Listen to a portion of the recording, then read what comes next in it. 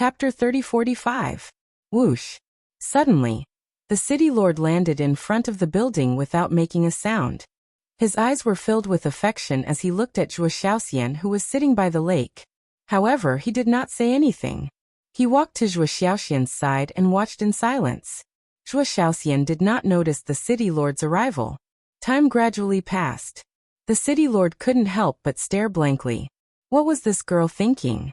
Not only did she not notice his arrival, she did not even make a sound. Cough cough. The city lord could not help but let out a dry cough. He thought Zhuo Xiaoxian would be startled, but to his surprise, Zhuo Xiaoxian acted as if she did not hear it.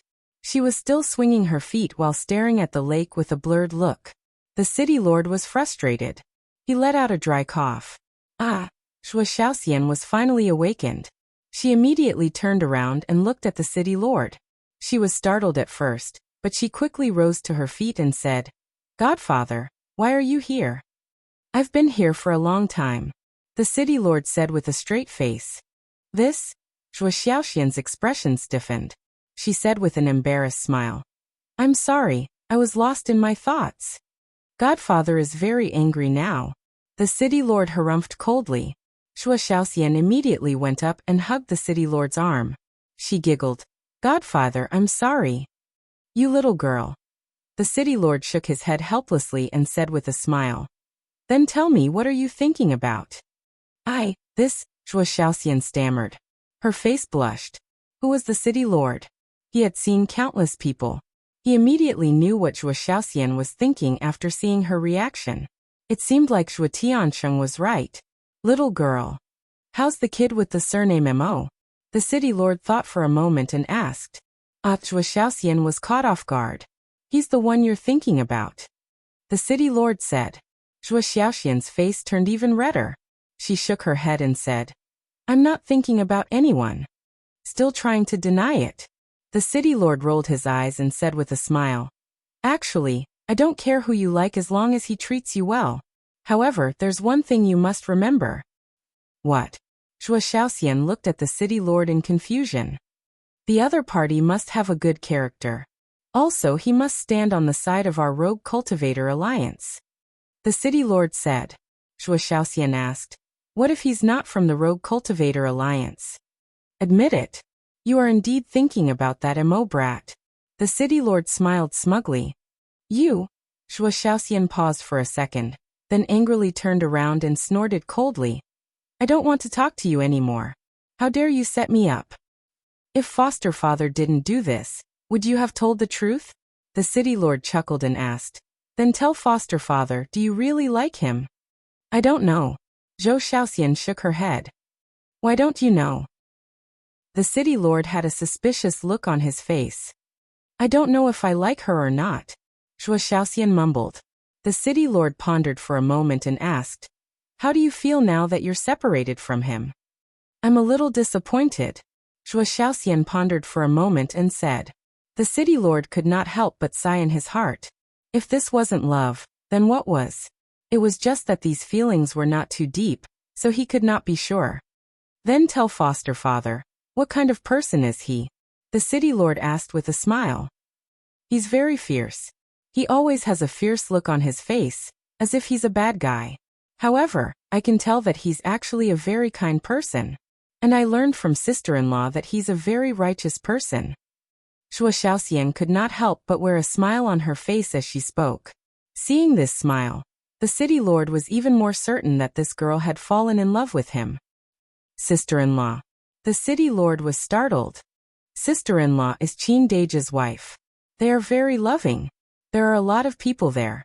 Some are Qin Deji's subordinates, and some are Qin Deji's family. There's also a bunch of cute beasts. However, whether it's his subordinates or those beasts, they're like a family, living in harmony. Zhuo Xiaoxian could not help but smile as she spoke. Her eyes were filled with yearning. "I see. It seems like those young people are quite nice." The city lord nodded. "That's why I don't want to come back. I like the atmosphere there. Even though I've been a captive all these years, they've treated me like a friend." Zhuo Xiaoxian lowered her head and said. The city lord was startled.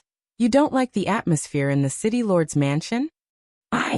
Zhuo Xiaoxian was about to say that she did not like it, but she suddenly corrected herself. I like it, I like it. How perceptive was the city lord? He could easily see Zhuo Xiaoxian's hesitation. He frowned and said, Girl, are you hiding something from us? Nothing. Zhuo Xiaoxian waved her hand and asked, Foster father, why did you come out of seclusion? It's because of them. The city lord shook his head. Them? Zhuo Xiaoxian was startled. Her expression changed as she said, Foster father, are you going to kill them? Don't be nervous. The higher-ups only asked me to investigate the matter. They haven't made a decision yet. The city lord waved his hand with a smile. That's good. Foster father, they're not bad people. Take Wang Hui's incident for example. Wang Hui was the one who provoked them first. It's the same if they kidnapped me. They came to kidnap me because father was going to kill them. Zhuo Xiaoxian let out a relieved sigh and spoke up for Qin Feiyang and the others. The city lord asked, What about the incident where they used you to extort the pill flame and the cauldron? They're still holding a grudge after all. If it were you, you would definitely take the opportunity to ask for something as compensation. Zhuo Xiaoxian said. The city lord was stunned and said speechlessly, If you're already speaking up for them, what will happen when you marry them? Who's going to marry them? Zhuo Xiaoxian blushed and mumbled. You silly girl. Don't worry, as long as they're not from the demon palace, I'll be able to deal with them. The city lord smiled. Thank you, foster father. Zhuo Xiaoxian immediately expressed her gratitude. You're thanking me? It seems like you're the outsider now. The city lord shook his head and let out a sigh with a sad look. No. Zhuo Xiaoxian immediately waved her hand. I'm just kidding. The city lord scratched her little nose and said with a smile. Then tell me, how many years have you been inside the godly object? This. Zhuo Xiaoxian was slightly hesitant. What's wrong? You can't even tell foster father? The city lord looked at her unhappily. No. Zhuo Xiaoxian shook her head. She glanced at her surroundings and said in a low voice, I'll tell you, but please don't tell father and elder you. Why? The city lord was suspicious. Because father and elder you are a little greedy. Zhuo Xiaoxian stuck out her tongue. Ugh. The city lord was startled before he scolded jokingly. You silly girl, is that how you talk about your father? It's the truth. Zhuo Xiaoxian giggled. The city lord asked curiously, Then what kind of person is foster father in your heart? Foster father. Of course it's a straightforward, magnanimous, respectable, wise and brilliant man. Zhuo Xiaoxian said proudly. Cough cough. The city lord immediately let out a cough and said with a chuckle. Don't tell the truth, keep a low profile. All right. Zhuo Xiaoxian nodded. You silly girl. The city lord rubbed Zhuo Xiaoxian's head in a doting manner. This little girl was so adorable. He said, All right, I promise you, I won't tell them. I'm sure I've lived in the Black Tortoise world for 15,000 years. Zhuo Xiaoxian said softly. His space godly object is called the Black Tortoise world? The city lord was startled. Zhuo Xiaoxian nodded. 15,000 years. It's only been half a month outside. It's indeed a time formation that lasts 1,000 years in a day. The city lord exclaimed. Impressive, right? I didn't even know that after living in the Black Tortoise world for so many years. Zhuo Xiaoxian said. Impressive. No wonder you fell in love with that kid. We've lived together for over 10,000 years. The city lord shook his head with a smile. Foster father. Zhuo Xiaoxian blushed as she glared at the city lord. The city lord let out a smile and said, All right, let's not talk about it anymore. Come, foster father will accompany you. By the way, that Qin Dage, what's his real name? Qin Feiyang. What about that kid with the surname Mo? His surname is Mo. Everyone calls him Little Madman. Little Madman. You actually fell in love with a crazy person, girl. What are you thinking? He's not crazy, it's just that his personality is a little cynical. See, you're speaking up for him again, and you're still saying that you don't like him? Foster father. At the same time, Tianfeng City. The Su family. Su Yuan was very happy. and he would drink a few cups from time to time. Husband, what good thing have you encountered? I've never seen you so happy before. The woman looked at Su Yuan suspiciously. Madam, our Su family is about to soar. Su Yuan chuckled. Is that so? The woman had a look of disbelief. Really? When have I ever lied to you? Just you wait, it won't be long before our Su family moves to Windsea City to develop. Su Yuan said. Windsea City? The woman was slightly stunned and touched Su Yuan's forehead. What are you doing? Su Yuan slapped the woman's arm away in dissatisfaction. You don't have a fever. Why are you talking nonsense? The woman muttered. Get lost, you have a fever. Su Yuan glared at the woman in annoyance, and then laughed alone. The woman shook her head, and was about to turn and leave. Swish. But at this moment, in the sky, a red-haired old man suddenly appeared. Su Yuan looked up, and a trace of joy appeared on his face. He hurriedly greeted him and said with a smile, Elder Yu, I've been waiting for you for a long time. The woman looked at Elder Yu suspiciously. Who was this? However, without saying a word, Elder Yu's eyes surged with killing intent, and he slammed his palm towards the Su family. Elder Yu, what are you doing? Su Yuan's expression suddenly changed. The Su family's undead stage experts also came out of seclusion, and looked at Elder Yu in the sky in surprise. But Elder Yu did not explain. His divine power surged out and instantly blasted into the Su family. Boom. Immediately, accompanied by billowing smoke, the entire Su family was razed to the ground. Not a single person from the Su family was left alive. All of them had died, including the Su family's ancestor. Even when they died, they didn't know what was going on. Chapter 3046. The speed of the Su family also alarmed the entire Tianfeng city. The current Tianfeng city could be said to be without a leader, because after Wang Hui's death, the Rogue Cultivator Alliance had not sent a new city lord. So, even if such a big thing happened to the Su family, no one came out to care. Of course, no one dared to come out to care. Even the Su family could be razed to the ground with a wave of his hand. One could imagine how strong this red-haired old man was, who dared to recklessly run to him to settle the score. Elder Yu did not leave immediately, scanning the people in the city below, because he still had to investigate the situation of Qin Feiyang and the others. Black Tortoise World. Everything was as usual. After Qin Feiyang and the mermaid princess were affectionate, he began to cultivate in seclusion. Lunatic also wanted to cultivate in seclusion. However, no matter what, he could not calm down, feeling empty in his heart. What's going on? This made him very irritable. Sometimes he would stroll around here, and sometimes he would walk around there, trying to relax. But this irritation did not ease. Instead, it became more and more intense. The mermaid princess had been paying attention to Lunatic's abnormality, and could not help but laugh in her heart. Sure enough, he was also an emotional idiot. He still did not understand. In fact, a seed had already been planted in his heart. It was just that he did not realize it. Or he had already realized it, but he did not want to admit it. Time flew. Outside, 2 days had passed. 2,000 years had passed in the Black Tortoise world. I've really had enough. On this day, Lunatic's roar resounded in the Devil's Land, instantly waking everyone up. What's the situation?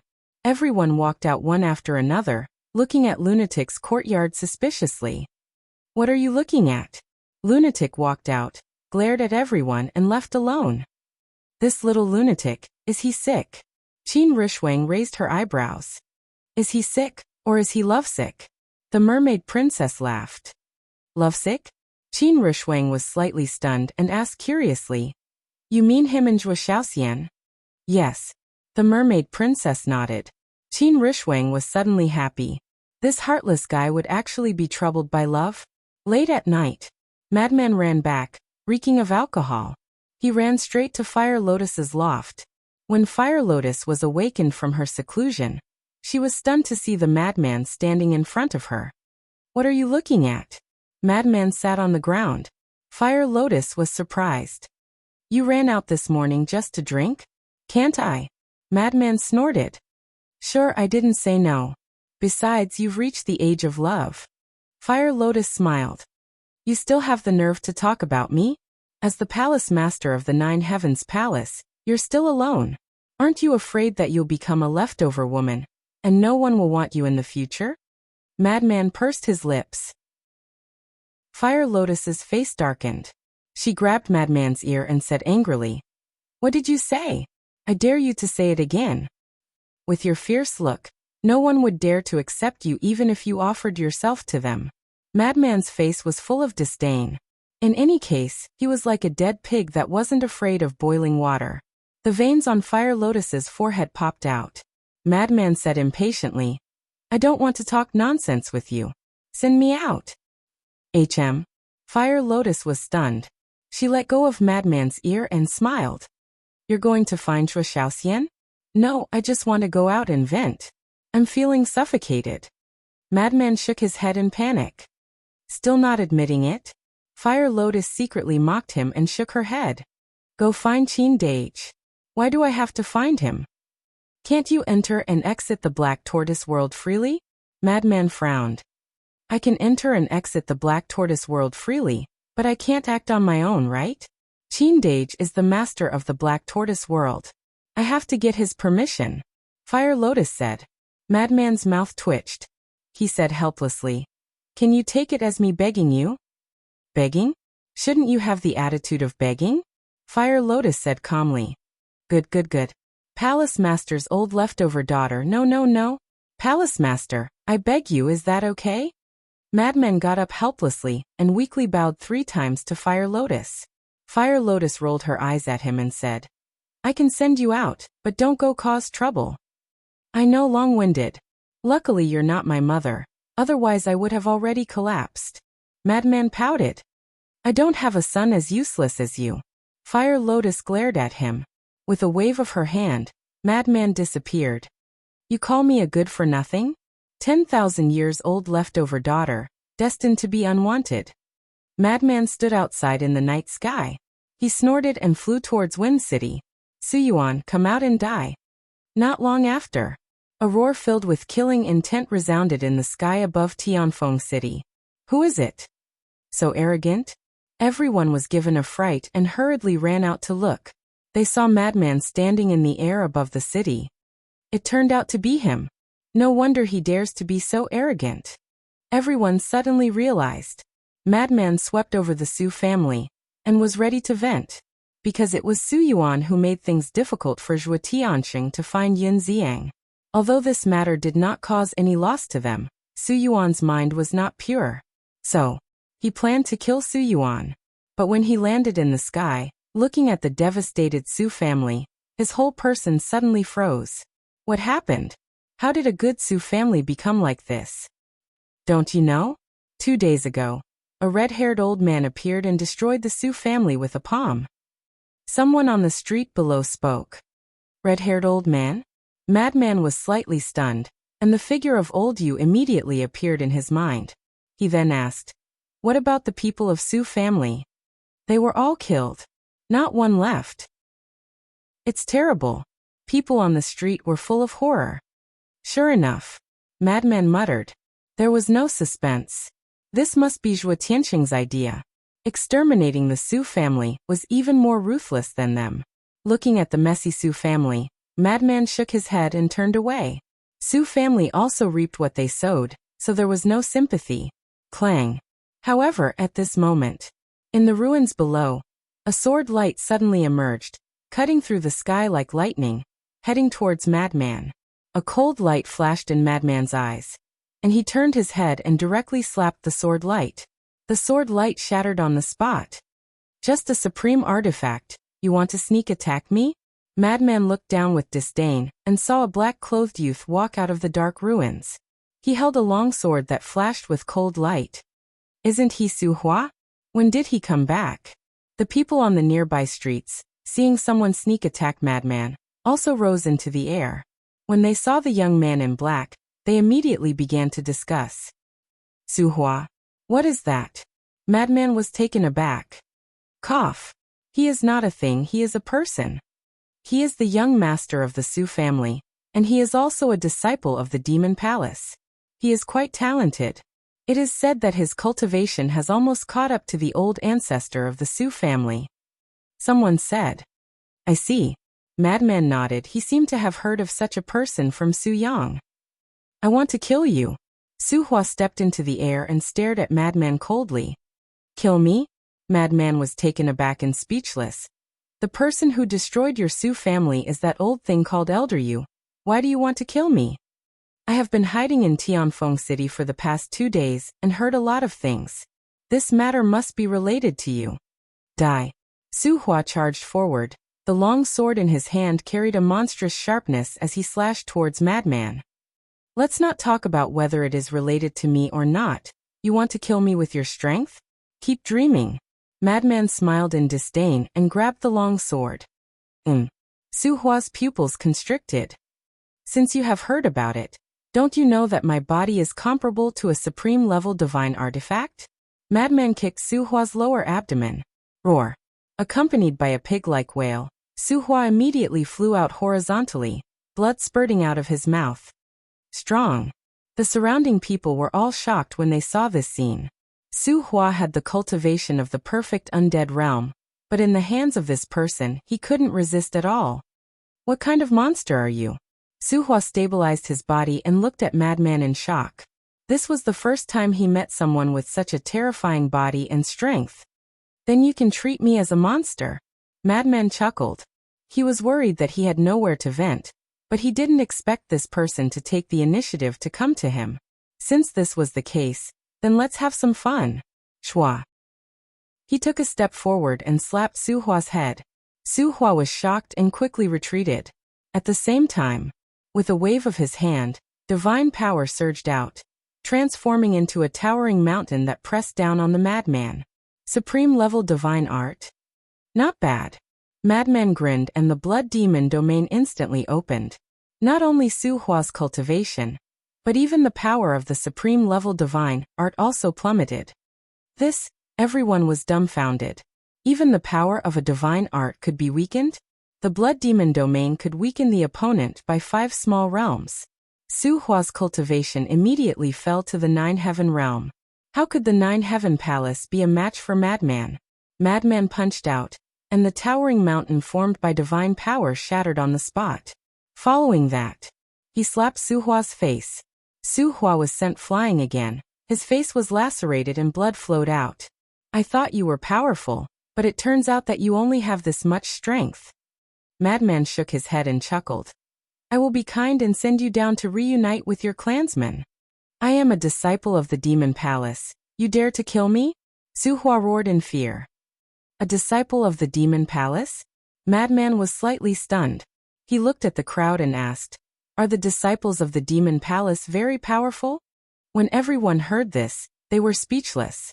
If the disciples of the demon palace weren't powerful, then there wouldn't be anyone powerful. It seems that they are quite powerful. Madman muttered. Just as Su Hua was about to be proud, Madman suddenly changed the topic and laughed. But I am even more powerful. After saying that, he slapped Su Hua's head. Everyone looked at each other.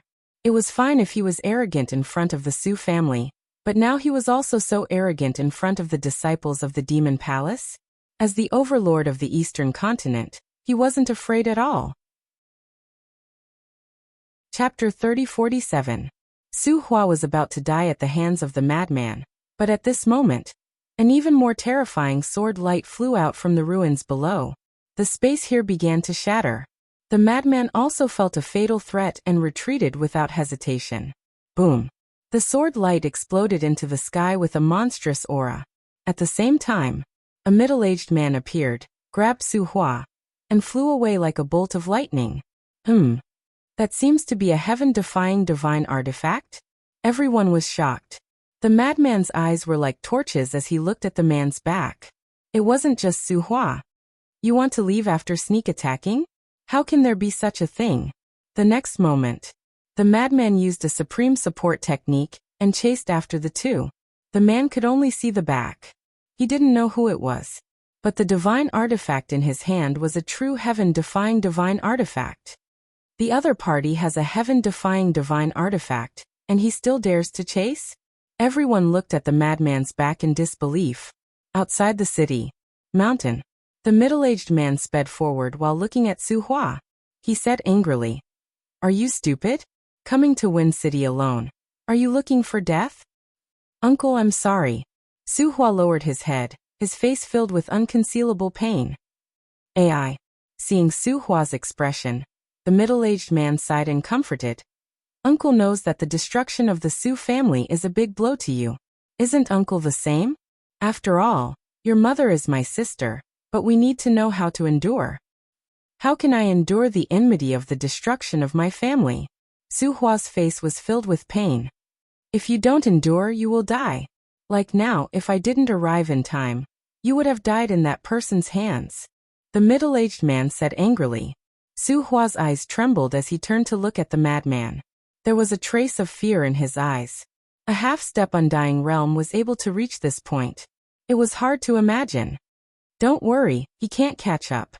The middle-aged man also used a support technique.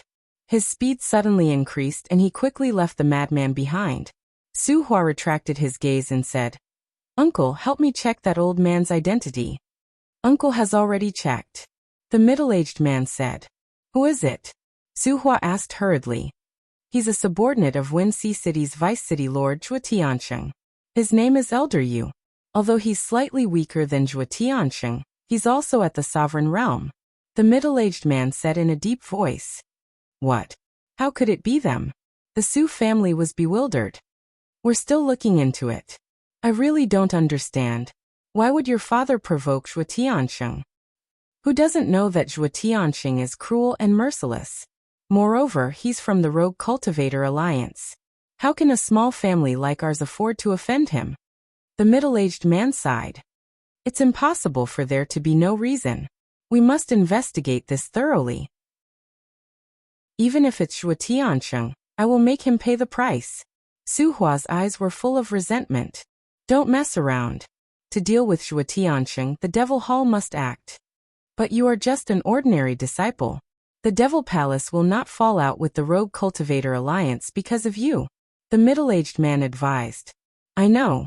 But there will always be a way." Su Hua nodded, his face full of gloominess. "I really regret not bringing the Blood Demon Tower." Behind them, looking at Su Hua and Su Hua disappearing in front of him, the madman was extremely angry.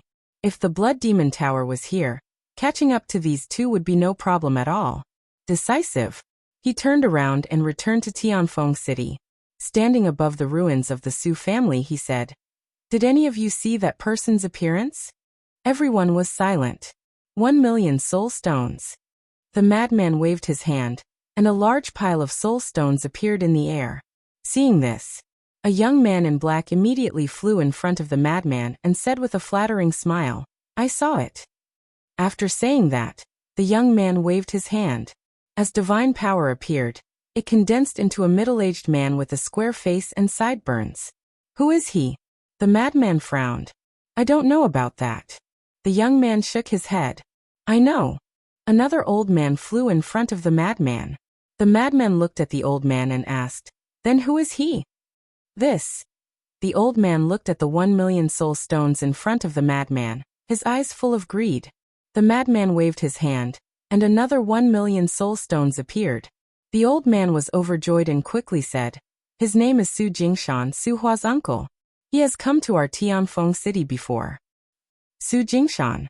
the madman muttered and asked, "Then where is this Su family?" "This?" the old man stammered, the greed in his eyes growing stronger. Obviously, he wanted to take the opportunity to get more soul stones. One must know how to be content. The madman's gaze turned cold. The old man's expression changed and he quickly said, "The Su family is in Tianyuan City, and I heard that it is the strongest and largest family in Tianyuan City." "Tianyuan City?" The madman was stunned. "Tianyuan City is slightly larger than our Tianfeng City. It is said that the city lord of Tianyuan City is a terrifying expert who has just reached the ruler realm." The old man said. "Just reached the ruler realm," the madman muttered, and then he turned around and activated an altar to quickly leave. The old man and young man were overjoyed and quickly put away the soul stones in the air. Just below, A black-haired old man stood silently in the crowd, and his eyes flashed as he watched the teleportation altar disappear. Soon after, he also disappeared into the crowd. Cloud Ocean City. The city lord's estate. Zhuo Tianxing sat alone in the main hall with his head lowered. Who knew what he was thinking? Swish. A figure suddenly appeared. Zhuo Tianxing was stunned. He raised his head and saw a black-haired old man standing in the middle of the hall. You are? Zhuo Tianxing's eyes had a trace of suspicion. The black-haired old man smiled, took out a face-restoring pill, and threw it into his mouth. Soon. Then he would become a different face. Elder Yu. Zhuo Tianxing was stunned and asked in confusion. What are you doing? When we destroyed the Su family, many people saw me, so I changed my appearance to make it easier to investigate the situation of those two people. Elder Yu smiled. Zhuo Tianxing nodded in understanding and hurriedly asked, Did you find anything? Elder Yu pondered for a moment and shook his head. It's hard to say. Hard to say? Zhuo Tianxing was stunned and asked suspiciously, What do you mean? I went to many places in the past 2 days. For example, I did find a lot of information about them in towns and cities near Tianfeng City, but I'm getting more and more confused. Elder Yu frowned. Zhuo Tianxing was stunned and said, Tell me in detail.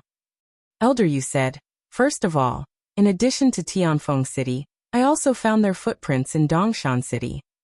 Dongshan City? Zhuo Tianxing frowned. And after my investigation, the first place they appeared was Dongshan City. In other words, they went to Dongshan City first, then to Tianfeng City. Also, I went to Dongshan City and Tianfeng City's Devil Tower to secretly investigate. According to the staff of the 2 Devil Towers, both of them went to the Devil Tower. And they wanted to buy the same things. Elder Yu said. What things? Zhuo Tianxing was suspicious. Alchemy fire, alchemy furnace, divine sound stone, teleportation altar. Elder Yu said. Zhuo Tianxing frowned and said, So one of them is an alchemist? That's what I thought too. Elder Yu nodded. What else? Zhuo Tianxing asked. There are many more. This old man inquired from the city guards of Eastern Mountain City. The guards said that they did have some impression of the 2 of them. At that time, they saw that the 2 of them were new faces. Thus they interrogated them again. According to the guards, when they were questioned, the 2 of them said that they were from Shanhe Town. So I went to Shanhe Town and asked the people there carefully. Guess what? There were no such 2 people in Shanhe Town. Elder Yu said. No. Zhuo Tianxing frowned again and said, So they were lying. Elder Yu nodded. Then what happened? Zhuo Tianxing asked. I didn't find anything in Shanhe Town, so I prepared to come back and report. But I thought about it. Could I have missed something? So I returned to Tianfeng City again, which was not long ago. But guess what this old man saw? I saw that young man surnamed Mo appear in Tianfeng City again, and he was also going to the Su family. What's more, the young master of the Su family, Su Hua, was also hiding in Tianfeng City. These 2 days, Su Hua had been lurking in Tianfeng City. He heard about the conflict between the Su family and them, so he wanted to attack them. But in the end, he almost died at the hands of that kid surnamed Mo. Elder Yu smiled. Su Hua. Zhuo Tianxing was stunned and shook his head. He's just a stray dog, not enough to reach the apex. No. You don't know, but this Su Hua is a disciple of the Demon Palace. Elder Yu shook his head. What? A disciple of the Demon Palace. Zhuo Tianxing was shocked. Elder Yu nodded. Then the meaning is different. He even dared to kill a disciple of the Demon Palace. He's really arrogant. Zhuo Tianxing shook his head and smiled bitterly. Yes. And at that time, that kid surnamed Mo showed disdain for the Demon Palace. It was simply too pleasing to the eye. Elder Yu smiled. Disdain? Zhuo Tianxing was stunned. Yes. Su Hua said that I'm a disciple of the Demon Palace. You dare to kill me? But guess what that kid surnamed Mo said? He said that a disciple of the Demon Palace is very powerful. In the end, he said that I'm even more powerful, so he killed Su Hua. If Su Hua's uncle, Su Jingshan, didn't appear with a heaven-defying divine artifact, Su Hua really would have died in that kid's hands. Elder Yu shook his head and smiled. He had never seen such an arrogant young man who didn't even put the demon palace in his eyes. Su Jingshan? Heaven-defying divine art. Zhuo Tiansheng was stunned. Elder Yu explained, the Su family is entrenched in Tianyuan City, and can be considered one of the overlords of Tianyuan City. So it's the Su family of Tianyuan City. In the past, I heard the city lord of Tianyuan City say that they have a low-grade heaven-defying divine artifact. The old patriarch of the family seems to be a half-step sovereign. Zhuo Tiansheng said. Elder Yu smiled and asked, Sir, you wouldn't be interested in the Su family's heaven-defying divine artifact, right? Would I care about a mere low-grade heaven-defying divine artifact? However, they'll find out about the Su family's matter sooner or later. They might even have found out that I was the one who asked you to do it. So, this Su family is also an invisible disaster. Zhuo Tiansheng smiled meaningfully. Chapter 3048. Elder Yu's expression changed slightly when he heard this, and he said in a deep voice, My lord, don't be rash. I don't need you to remind me, I know. After all, we are different from those two brats surnamed Qin. We are from the Rogue Cultivator Alliance. If we kill Su Hua, the Demon Palace will definitely use this as an excuse to make a fuss. Zhuo Tiansheng waved his hand. It's good that my lord understands. Actually, my lord, you don't have to worry. Even if Su Hua knows that we did it, he won't dare to find trouble with us. Moreover, he also provoked that brat surnamed Mo. That brat is a madman and will definitely not let it go. We just have to wait and watch the show. Elder Yu smiled slightly. That's true. Zhuo Tiansheng nodded with a smile and said, Although we haven't found out their origins, we can basically confirm that they have nothing to do with the Demon Palace. Elder Yu nodded. Okay, I will immediately report this matter to the city lord. Help me keep an eye on Sienna. This girl has been absent-minded for the past 2 days since she came back. I'm really worried. Zhuo Tiansheng sighed. Elder Yu smiled and said, She's grown up and has someone she likes. She will definitely be like this. You're still smiling? This matter must not be taken lightly. Although they have nothing to do with the Demon Palace, their origins are unknown. What if they have ulterior motives? So this matter must be treated seriously. Zhuo Tiansheng said. Elder Yu said, Then if Sienna insists, what can you do? Hearing this, Zhuo Tiansheng couldn't help but smile bitterly. There were so many young talents in the Eastern continent. Why did Sienna take a fancy to that little madman? Suddenly, Zhuo Tiansheng seemed to have thought of something and asked, What about Yin Xiang? This old man has also investigated, but there are no clues at all. I heard that he first appeared in the Tianyua building.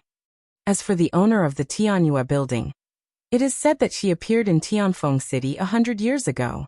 She plays the zither well, and knows how to brew wine. Many young talents in Tianfeng City admire her. As for her name, it seems that no one knows. After all, she is a prostitute, and this old man didn't investigate it in detail. Elder Yu said, This woman is not important. The main thing is Yin Xiang. This person is not simple. I'll make a trip to Ocean of Cloud City and have a chat with the city governor. I'll ask him to pay more attention to this fellow. All right, I'll go look for the city lord. With that, Zhuo Tiansheng stood up and left. At the same time, in Zhuo Xiaoxian's residence, a cool breeze blew past, and the lake rippled. The attic looked very quiet under the moonlight. Outside, 2 guards were protecting Zhuo Xiaoxian. Both of them were quite powerful. They were at the peak undead realm. His sharp eyes constantly scanned the surroundings. On the windowsill on the 2nd floor, Zhuo Xiaoxian was wearing a gauzy long dress, looking like a peerless fairy. She sat quietly on the windowsill, gazing at the lake. From time to time, a cynical figure would appear in his mind. Why is my mind filled with him now? Have I really fallen for him? There was a hint of confusion in her eyes. Although she had lived for thousands of years, this was the first time she had such a feeling. Is this love? Who is it? At this moment, the guard outside suddenly yelled coldly, waking Zhuo Xiaoxian up. She quickly looked over, and saw a black figure standing in the air above the lake. Her eyes trembled slightly. That figure was so familiar. The black figure stood in the air above the lake, motionless. Who is it? The two guards were vigilant. Hey, are you alright? Suddenly, the black figure spoke. You. Zhuo Xiaoxian suddenly stood up with a hint of excitement on her face. Don't misunderstand. I'm just here to have a look. The black figure said coldly. That's right. The black figure was Madman. Just here to have a look? Zhuo Xiaoxian was slightly stunned. She quickly looked at the two guards and said, You two can leave first. But miss, the two of them were a little anxious. Leave. Zhuo Xiaoxian urged impatiently. The two of them smiled helplessly at each other, then turned around and left quickly. Zhuo Xiaoxian sat on the windowsill again, looking at Madman's back. She was secretly delighted. He was clearly here to see her. Yet he pretended to say that it was just on the way. Why would he come here on the way? Her eyes flickered with a hint of cunning as she asked, So where are you going? What does it have to do with you? Madman raised his eyebrows. Can't I just ask? Zhuo Xiaoxian wore a wronged expression. Women are always full of nonsense. Madman harumphed coldly and said calmly, All right, I'm leaving. So soon? Zhuo Xiaoxian panicked. What else? Stay here for the night. Madman had the urge to slap himself as soon as he finished speaking. How could he say something so tasteless? Zhuo Xiaoxian blushed after hearing the words. She cursed in a low voice, Pervert. Cough. Madman let out a dry cough to conceal the awkwardness in his heart.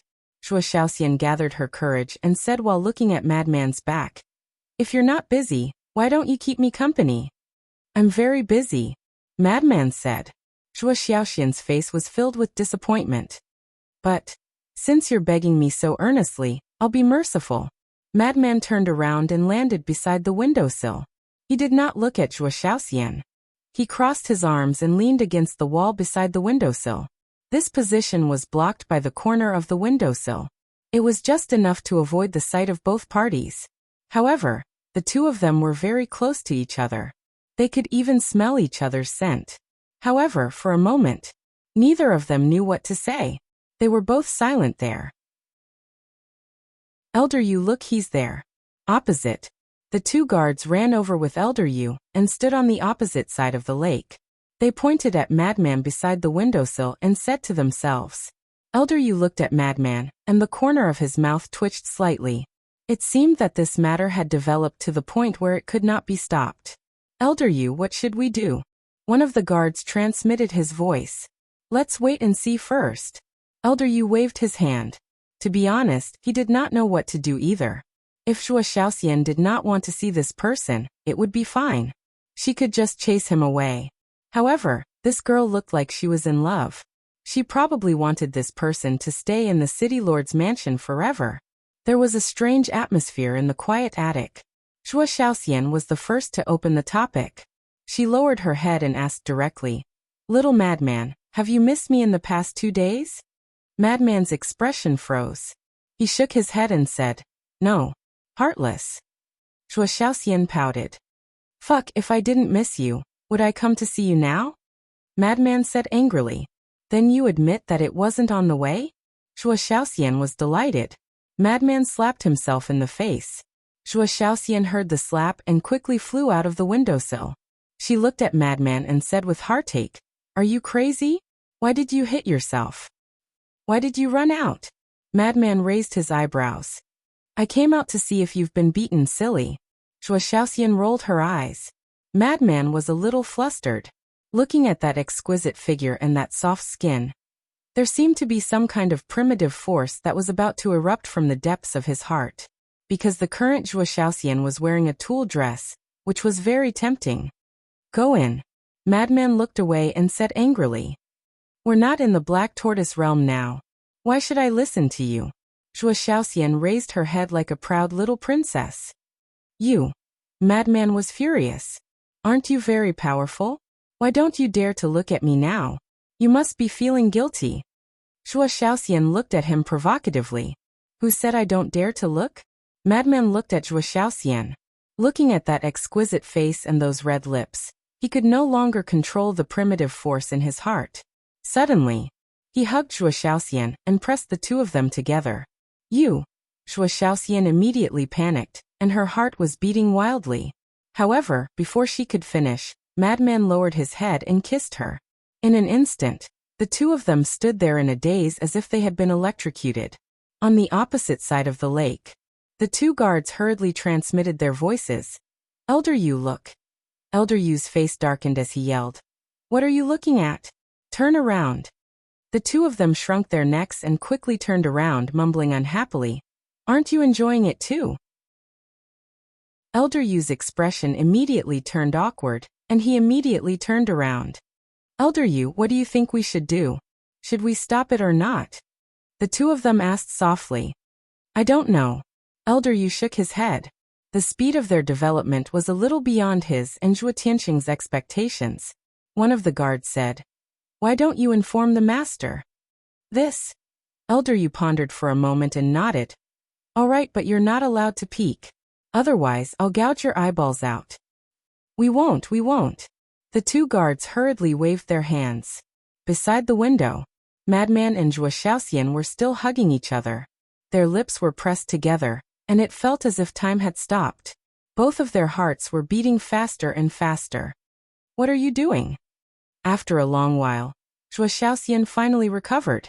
She hurriedly pushed Madman away, lowered her head, and said angrily with a red face.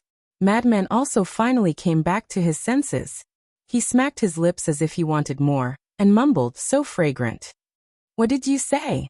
Zhuo Xiaoxian immediately raised her head and glared at Madman, her face flushed red. Nothing. Madman hurriedly waved his hand. You're bullying me too. Humph. Zhuo Xiaoxian snorted and turned around, her back facing Madman. It didn't feel like she was angry at all, but more like she was acting coquettishly. Madman stood behind her, at a loss for a moment. Hug. Suddenly, a familiar voice sounded in Madman's mind. Madman was slightly startled, and immediately raised his head to scan the void. Isn't this Qin Feiyang's voice? Why is this bastard here too? Has he been following him? At that moment, Madman fell into an awkward situation. This bastard must have seen everything, and he would definitely laugh at him in the future. Don't just stand there, this is a good opportunity. Fire Lotus's voice sounded in Madman's mind again. Madman's eyes were instantly filled with anger. He went to Fire Lotus for help, because he didn't want Qin Feiyang to know that he had run out. However, this 10,000-year-old leftover woman not only didn't help him keep it a secret, but also told Qin Feiyang, and they came together to join in the fun. How unreliable. Chapter 3049. It's not like this is something shameful. Why are you so shy? Hurry up. We're all cheering you on. Qin Feiyang's helpless voice sounded. We. Madman was slightly stunned and hurriedly asked, Who's watching? Everyone's here. Qin Feiyang replied. Martial Uncle Madman, I'm here too. Wang Xiaojia's voice sounded. Madman's face was dark. Who were these people? Did they have nothing to do? Brother Madman, go for it. We have faith in you. Long Tianyu's voice sounded. The corner of Madman's mouth twitched. As expected, they were a group of people who had nothing to do. He couldn't help but look at Zhuo Xiaoxian's back. A hint of tenderness flashed through his eyes. Tenderness? It was very rare to see that from him. It was obvious that he was truly moved. In the end, he gritted his teeth, raised his hands, and slowly hugged Zhuo Xiaoxian from behind. Zhuo Xiaoxian naturally noticed it. She glanced at Madman's hands, and her body stiffened slightly. However, she didn't resist. Madman saw that she didn't resist, so he hugged Zhuo Xiaoxian and pulled her into his arms. Zhuo Xiaoxian's face was so red that it could drip water. Not bad. You're worth teaching. Black Tortoise World. Qin Feiyang laughed. You still have the nerve to talk about him. Don't you know what kind of person you were back then? Speaking of which, this madman is more courageous and promising than you. Qin Rishuang looked down on him. Qin Feiyang's smile froze. He glared at Qin Rishuang angrily. At least he's better than you, a 10,000-year-old leftover woman. A 10,000-year-old leftover woman? Qin Rishuang was stunned. She immediately bared her teeth and roared. You little bastard, I'll beat you to death today. Outside. Zhuo Xiaoxian seemed to have adapted and accepted it. She took the initiative to snuggle in Madman's arms. The lake rippled, and the moonlight was enchanting. The two hugged each other quietly like a pair of immortal couples. In another place, in the centermost hall, Zhuo Tianxing looked at the city lord above and said with a smile, "Sir, this is the result of Elder Yu's investigation." When the city lord heard that, he nodded and said, "As long as it is not the Demon Royal Hall's people, it is fine." But Zhuo Tianxing frowned. "I know you have your concerns, but you and I don't have the final say in matters of the heart. Xian'er has also grown up. She has her own opinions and knows her own choices. We'll talk about it later. Even if you and I were to stop it, would we be able to? Not only can we not stop him, we even have to pray that this little lunatic is also interested in Xian'er. After all, we still don't know this little lunatic's attitude towards Xian'er. What if it's just Xian'er's wishful thinking? How sad would Xian'er be then?" The city lord shook his head. Zhuo Tianxing smiled bitterly. Why did it feel like he had to curry favor with this little lunatic and beg him to like his daughter? "All right, I'll contact the Vice Alliance leader and explain the situation to him." The city lord didn't ask Zhuo Tianxing to leave. He directly took out the divine sound transmission stone. Wang. Very soon, a shadow appeared. This was an old man in a green robe. His back was stooped, and he held a dark green snake-shaped walking stick in his hand. The old man sat on a chair carved out of stone, his eyes flickering with a faint light. "Greetings to Lord Vice Alliance Leader." The city lord and Zhuo Tianxing immediately stood up and bowed. The green-robed old man nodded. The city lord said respectfully, "Lord, I'm sending you a message to report Wang Hui's matter." "Speak," the green-robed old man said with a hoarse voice. "We have investigated carefully. The cause of this matter is all because of Wang Hui's son Wang Feng. He bullied men and women and did evil. As the city lord of Tianfeng City, not only did Wang Hui not deal with it impartially, he even used the power in his hands to condone and protect him. This caused a series of events to happen." The city lord said. "I see." The green-robed old man nodded in realization and asked, "Then who are the two people who killed Wang Hui?" The city lord said, "According to our investigation, one of them is called Qin Feiyang and the other is Madman Mo." "Qin Feiyang, Madman Mo?" The green-robed old man suddenly stood up and looked at the city lord in surprise. Looking at the green-robed old man's reaction, the city lord was slightly stunned and asked suspiciously, "Lord, do you know them?" The green-robed old man did not answer. His eyes flickered and then he returned to the stone chair and said indifferently, "Even if this matter is caused by Wang Hui's son, Wang Hui is still a member of our Rogue Cultivator Alliance."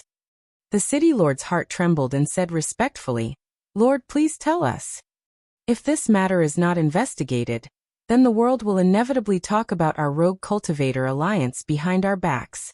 Therefore, we must kill these two people as an example to others." The green-robed old man's eyes flashed coldly. "What?" The city lord and Zhuo Tianxing were shocked. Killing one as an example to others, didn't that mean they had to kill Qin Feiyang and Madman Mo? "Didn't you hear me clearly?" The green-robed old man frowned. Yes. The city lord quickly nodded and said, "But it's not their fault. If we do this, won't it be unfair? Fairness is based on strength. The words of those who are strong are just. You must kill them, or I will kill you." The green-robed old man said coldly. "Lord." What else did Zhuo Tianxing want to say? But the city lord quickly stared at him, indicating for him to shut up. Then the city lord looked at the green-robed old man and said respectfully, "Yes, we will deal with it immediately." The green-robed old man nodded. Then his shadow dissipated. "What exactly is going on?" Zhuo Tianxing frowned. "I don't know either. But this is the vice leader's idea. We have no choice." The city lord shook his head and sighed. "What about Xian'er?" Zhuo Tianxing asked. "Time heals everything," the city lord said. "Sigh. I only hope that Xian'er won't hate us in the future." Zhuo Tianxing sighed. "There's nothing we can do even if she hates us. If we dare to disobey, we won't be the only ones to die. Xian will also be implicated. The city lord looked helpless. Then that's the only way. Zhuo Tianxing shook his head. Swish. At this moment, Old Yu entered the main hall and said respectfully to the city lord. Greetings, lord. You're welcome. The city lord smiled slightly. What are you doing here? Zhuo Tianxing looked at him suspiciously. There's something I need to report to you. Old Yu said. What's the matter? The two of them were puzzled. That kid surnamed Mo is here. Old Yu smiled bitterly. What? He's here. When did he come? Where is he? The two of them hurriedly asked. He's with Xian and Old Yu looked at the two of them with a helpless expression. Hurry up and tell us. The two of them urged. Old Yu smiled and said, they even kissed. What? The two of them froze. They actually kissed? Are you sure? Zhuo Tianxing looked at Old Yu and asked. I saw it with my own eyes. Old Yu nodded. Then why didn't you stop them? Zhuo Tianxing said angrily. Is this something I can stop? Old Yu was speechless. My dear brother, this matter is serious. Zhuo Tianxing shouted and immediately rushed out of the main hall. Serious? Old Yu was slightly stunned. Looking at the city lord, he asked, what happened to him? Sigh. There's something you don't know. Just now, the vice leader has already given the order to eliminate these two. The city lord sighed. It can't be. Old Yu's body stiffened and he hurriedly asked, didn't you make it clear? We've already told the truth, but the vice leader must kill one to warn the others. The city lord said. Kill one to warn the others? Is this equivalent to protecting Wang Hui and his son in disguise? Old Yu frowned. What can we do about the vice leader's order?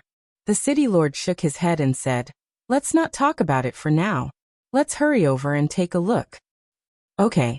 Old Yu nodded. The two of them rushed out of the main hall like lightning. Little lunatic, do you really like me? In front of the pavilion. Under the moonlight, it was incomparably romantic. I don't like you. Lunatic shook his head. Zhuo Xiaoxian said angrily. If you don't like me, why are you hugging me? You even forcefully kissed me. I like it. Lunatic said proudly. Stinky hooligan. Zhuo Xiaoxian blushed and cursed. After being together in the Black Tortoise world for 15,000 years, how could she not understand Lunatic? This was a guy who didn't mean what he said. Opposite. Zhuo Tianxing appeared. Sir. The two guards hurriedly bowed. Zhuo Tianxing nodded and looked directly at the pavilion opposite. Seeing Lunatic and Zhuo Xiaoxian snuggling together, he couldn't help but feel a trace of pity in his eyes. Old Yu and the city lord also rushed over. Seeing this scene, they also felt a little uncomfortable. From here, the two of them were quite compatible. Especially Xiaoxian. Her face was completely filled with happiness. Old Yu frowned and sent a voice transmission. City lord, why don't you go and plead with the vice leader again? It's useless. The city lord shook his head. Just take it as the vice leader's firm attitude. If he went to plead, he would definitely get into trouble. But he had watched Zhuo Xiaoxian grow up. In his eyes, she was like a granddaughter. It wasn't easy to find happiness. Old Yu really couldn't bear to destroy it. Since things have come to this, there's nothing else to say. We must break them up. The city lord took a deep breath, took a step forward, and landed in front of Lunatic and Zhuo Xiaoxian. Father! Zhuo Xiaoxian quickly struggled out of Lunatic's arms and looked at Zhuo Tianxing in panic. Lunatic's expression stiffened slightly too. This was a little awkward. Zhuo Tianxing glanced at Lunatic, then looked at Zhuo Xiaoxian and said angrily, You're an unmarried girl, and you're hugging a man in public. What's wrong with you? Father, Zhuo Xiaoxian lowered her head in panic like a child who had done something wrong. It's my fault. Don't scold her. Lunatic stepped forward and grabbed Zhuo Xiaoxian's hand while looking at Zhuo Tianxing. After all, he was his future father-in-law. He had to treat him nicely. Zhuo Xiaoxian glanced at Lunatic. Feeling the warmth from Lunatic's hand, she felt a lot more at ease. I really want to scold you. Not only did you kidnap my daughter, you're harassing her now. Do you really think you can do whatever you want just because you saved me once? Zhuo Tianxing said angrily. Lunatic raised his eyebrows and said, I I didn't do anything wrong. I just like your daughter. Like? What do you have to like her? Can you give her happiness? Zhuo Tianxing yelled. Yes. Lunatic nodded without hesitation. Chapter 30-50. Hearing Madman's answer without any hesitation, Zhuo Tianxing couldn't help but be dazed. This kind of attitude couldn't be faked, because he was also someone who had been through it. From Madman's eyes, he didn't see any signs of faking it. This kid was serious. Zhuo Tianxing took a deep breath and looked at Zhuo Xiaoxian. Girl, you also believe that he can bring you happiness? Yes. Zhuo Xiaoxian nodded. Zhuo Tianxing looked at his daughter with a serious gaze. He couldn't help but have an impulse. Why don't you elope? The further you go, the better. Don't come back. However, when he thought of the deputy leader's strength and the power of the Rogue Cultivator Alliance in the Eastern Continent, he couldn't help but feel weak. Although the Rogue Cultivator Alliance wasn't as powerful as the Demon Hall, it was spread throughout the entire Eastern Continent. No matter where they ran, they wouldn't be able to escape the pursuit of the Rogue Cultivator Alliance. If he really allowed it, it would only harm his daughter. Not only was the life of a fugitive difficult, it was also very dangerous. They could lose their lives at any time. He didn't want his daughter to live such a life, and he didn't want to worry about her every day. Old Zhuo, why are you so angry? Suddenly, the city lord and elder Yu walked out. Foster father, elder Yu. Zhuo Xiaoxian hurriedly looked at the two of them for help. What? Foster father? Madman was stunned. Zhuo Xiaoxian pointed at the city lord and said with a smile, That's right, he's my foster father and also the city lord of Wind Sea City. City lord. Madman's pupils constricted. The city lord of Cloud Sea City was a perfected ruler, so the city lord of Wind Sea City was definitely not bad. He didn't expect this woman to have such a terrifying foster father. Did she have a backer? The city lord and Madman sat in front of Zhuo Tianxing. Zhuo Tianxing looked at the two of them suspiciously. I'll handle it, the city lord said secretly, then looked at Zhuo Xiaoxian and said with a smile. Aren't you going to introduce him? Yes. Zhuo Xiaoxian nodded, pulled Madman to the city lord and said, Foster father, he's the little madman I told you about. The city lord sized Madman up curiously. Greetings, city lord. Madman cupped his hands in an unnatural manner. Zhuo Xiaoxian pulled Madman's sleeve and said in a low voice, Don't call him Castellan. Then what should I be called? Madman was suspicious. Idiot, of course I'll call him uncle. Don't tell me I'll call him adoptive father too? Zhuo Xiaoxian rolled her eyes. The city lord chuckled and said, It's indeed too early to call him foster father. Isn't that just a matter of time? Zhuo Xiaoxian grinned. Ugh. The city lord was taken aback. He smiled bitterly and said, Girl, you seem to be afraid that you won't be able to get married. Zhuo Xiaoxian smiled mischievously. The city lord looked at the madman again and said with a smile, Xian, has mentioned you more than once in front of me. That's her personality. She talks a lot of nonsense. Madman said uncomfortably. This was really the first time in his life, and he was a little nervous. Who's talking nonsense? Zhuo Xiaoxian glared at the lunatic discontentedly. You, Madman said. You bastard. Zhuo Xiaoxian glared at him angrily. Couldn't he save her some face in front of her three relatives? All right, can you pay attention to the situation first before flirting? The city lord was helpless. The madman and Zhuo Xiaoxian smiled awkwardly. The city lord looked at the madman and asked with a smile, I heard that you have a friend? Yes. The madman nodded. Since you and Xian have already developed to this point, why don't you invite him to the city lord mansion? Also, there's a misunderstanding between you and old Zhuo. Take this opportunity to resolve this misunderstanding. Of course. The most important thing is to discuss the matter between you and Xian. The city lord smiled. Are we talking about marriage already? The madman looked at the city lord in a daze. What else? Since you guys have already kissed, then of course it has to be resolved quickly. The city lord looked at the two of them and said. Zhuo Xiaoxian's cheeks were boiling hot again. She glared at the madman and complained. It's all your fault. You made me be laughed at by my adoptive father. The madman smiled embarrassedly. However, wasn't it too soon to talk about marriage now? Yes. He had indeed kissed Zhuo Xiaoxian, but shouldn't there be a buffer period? Why? You don't want to. If you don't want to, then you won't be happy. Sienna is not only the apple of old Zhuo's eye, she's also my precious treasure. I won't allow anyone to hurt her. Besides, there's a saying that goes, those who don't fall in love with the purpose of marriage are all hooligans. The city lord looked at the madman unhappily. City lord, you're exaggerating. At this moment, accompanied by a faint laugh, Qin Feiyang appeared beside the madman. Qin Dage. Zhuo Xiaoxian was slightly stunned and quickly asked, "Why are you here?" Ahem.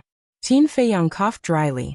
He couldn't say that he had been secretly watching, so he smiled and said, "I just happened to pass by." Zhuo Xiaoxian was stunned. Another coincidence? How could there be so many coincidences in the world? Did he really think she was an idiot? Qin Feiyang quickly changed the topic. He looked at the three of them and bowed. Junior Qin Feiyang greets the three seniors. The city lord sized up Qin Feiyang. Qin Feiyang gave him a very good first impression.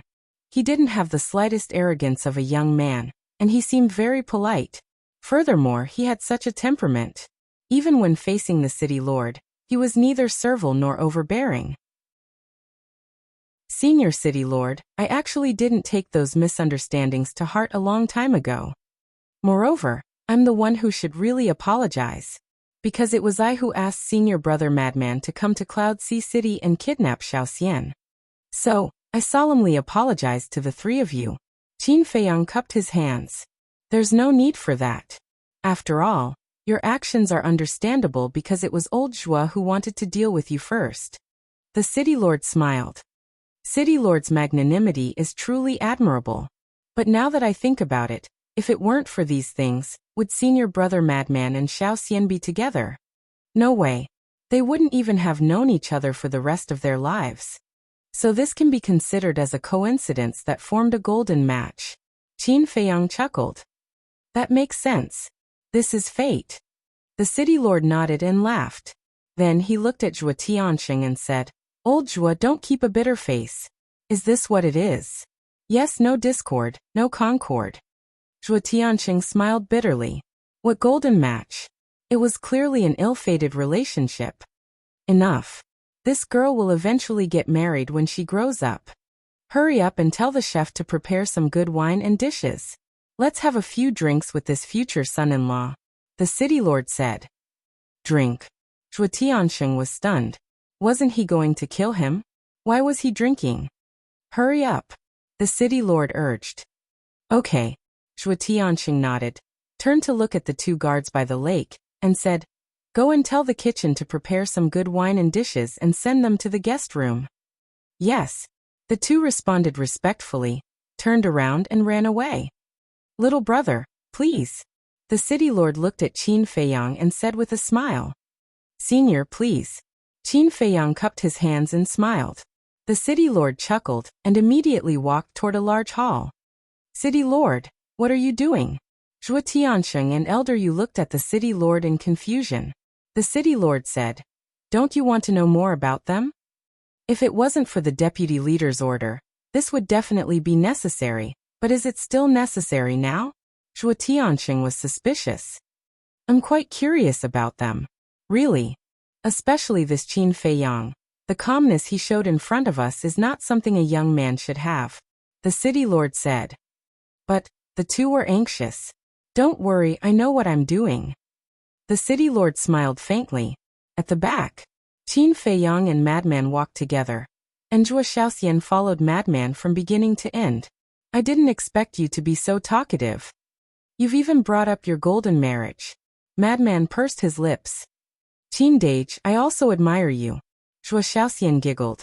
Qin Feiyang shook his head and smiled, and said, For your marriage, of course I have to work hard. I didn't see you being so concerned about your own matters back then. Madman rolled his eyes. Little Madman, Qin Dage is being kind. Why are you still scolding him? Besides, if Qin Dage didn't care, how could he marry sister-in-law? Zhuo Xiaoxian looked at Madman with dissatisfaction. Why are you interrupting when men are talking? Madman glared. Zhuo Xiaoxian stuck out her tongue. Madman glanced at Zhuo Xiaoxian, then looked at Madman and said, "See, justice is in the heart." Humph, Madman said in disdain. He then glanced at the city lord and transmitted his voice. Are you really going to talk about the marriage? Of course. I don't mean to criticize you, but why are you being so impulsive? You've just broken the window paper, and you're already going to kiss someone else. Qin Feiyang was speechless. Do you think I'm like you? Stop wasting time. Madman wore a disdainful look. All right, you're good.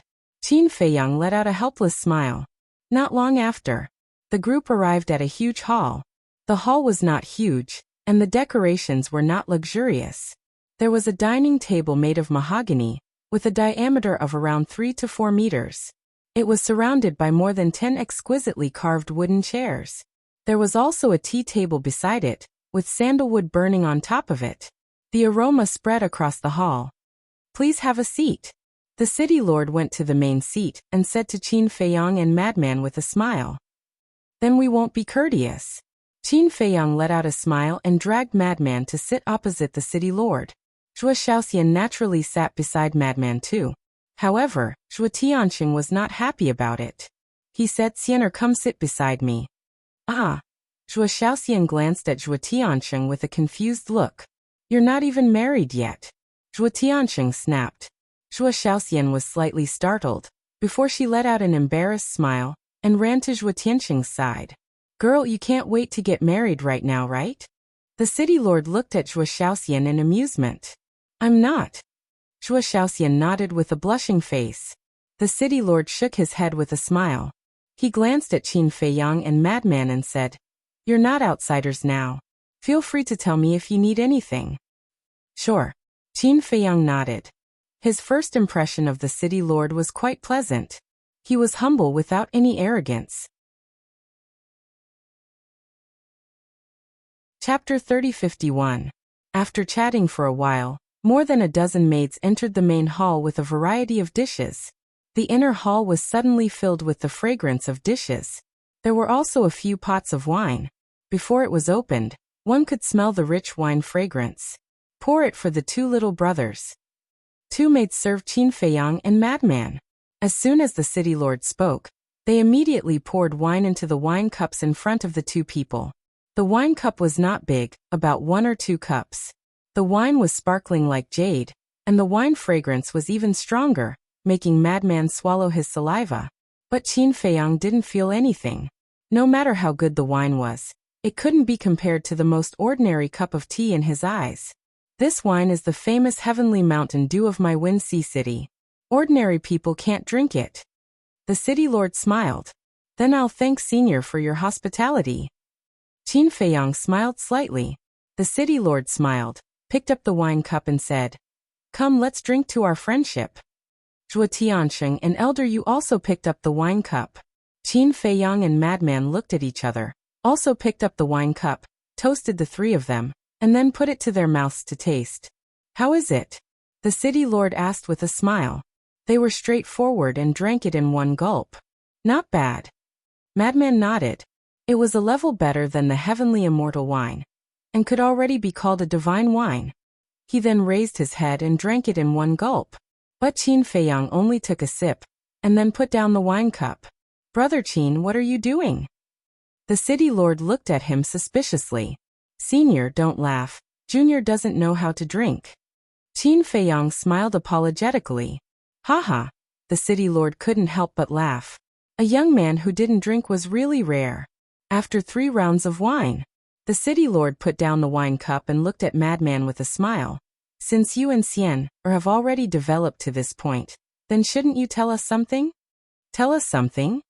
Madman was taken aback. For example, your identity, your background, and your family. When children get married, both families have to know each other, right? The city lord smiled. Madman fell silent. You don't even have this much sincerity? Zhuo Tianxing frowned. Father. Zhuo Xiaoxian looked at Zhuo Tianxing unhappily. This time, just sit still and don't interrupt. Zhuo Tianxing glared at her. then looked at the madman and said, "We know nothing about you.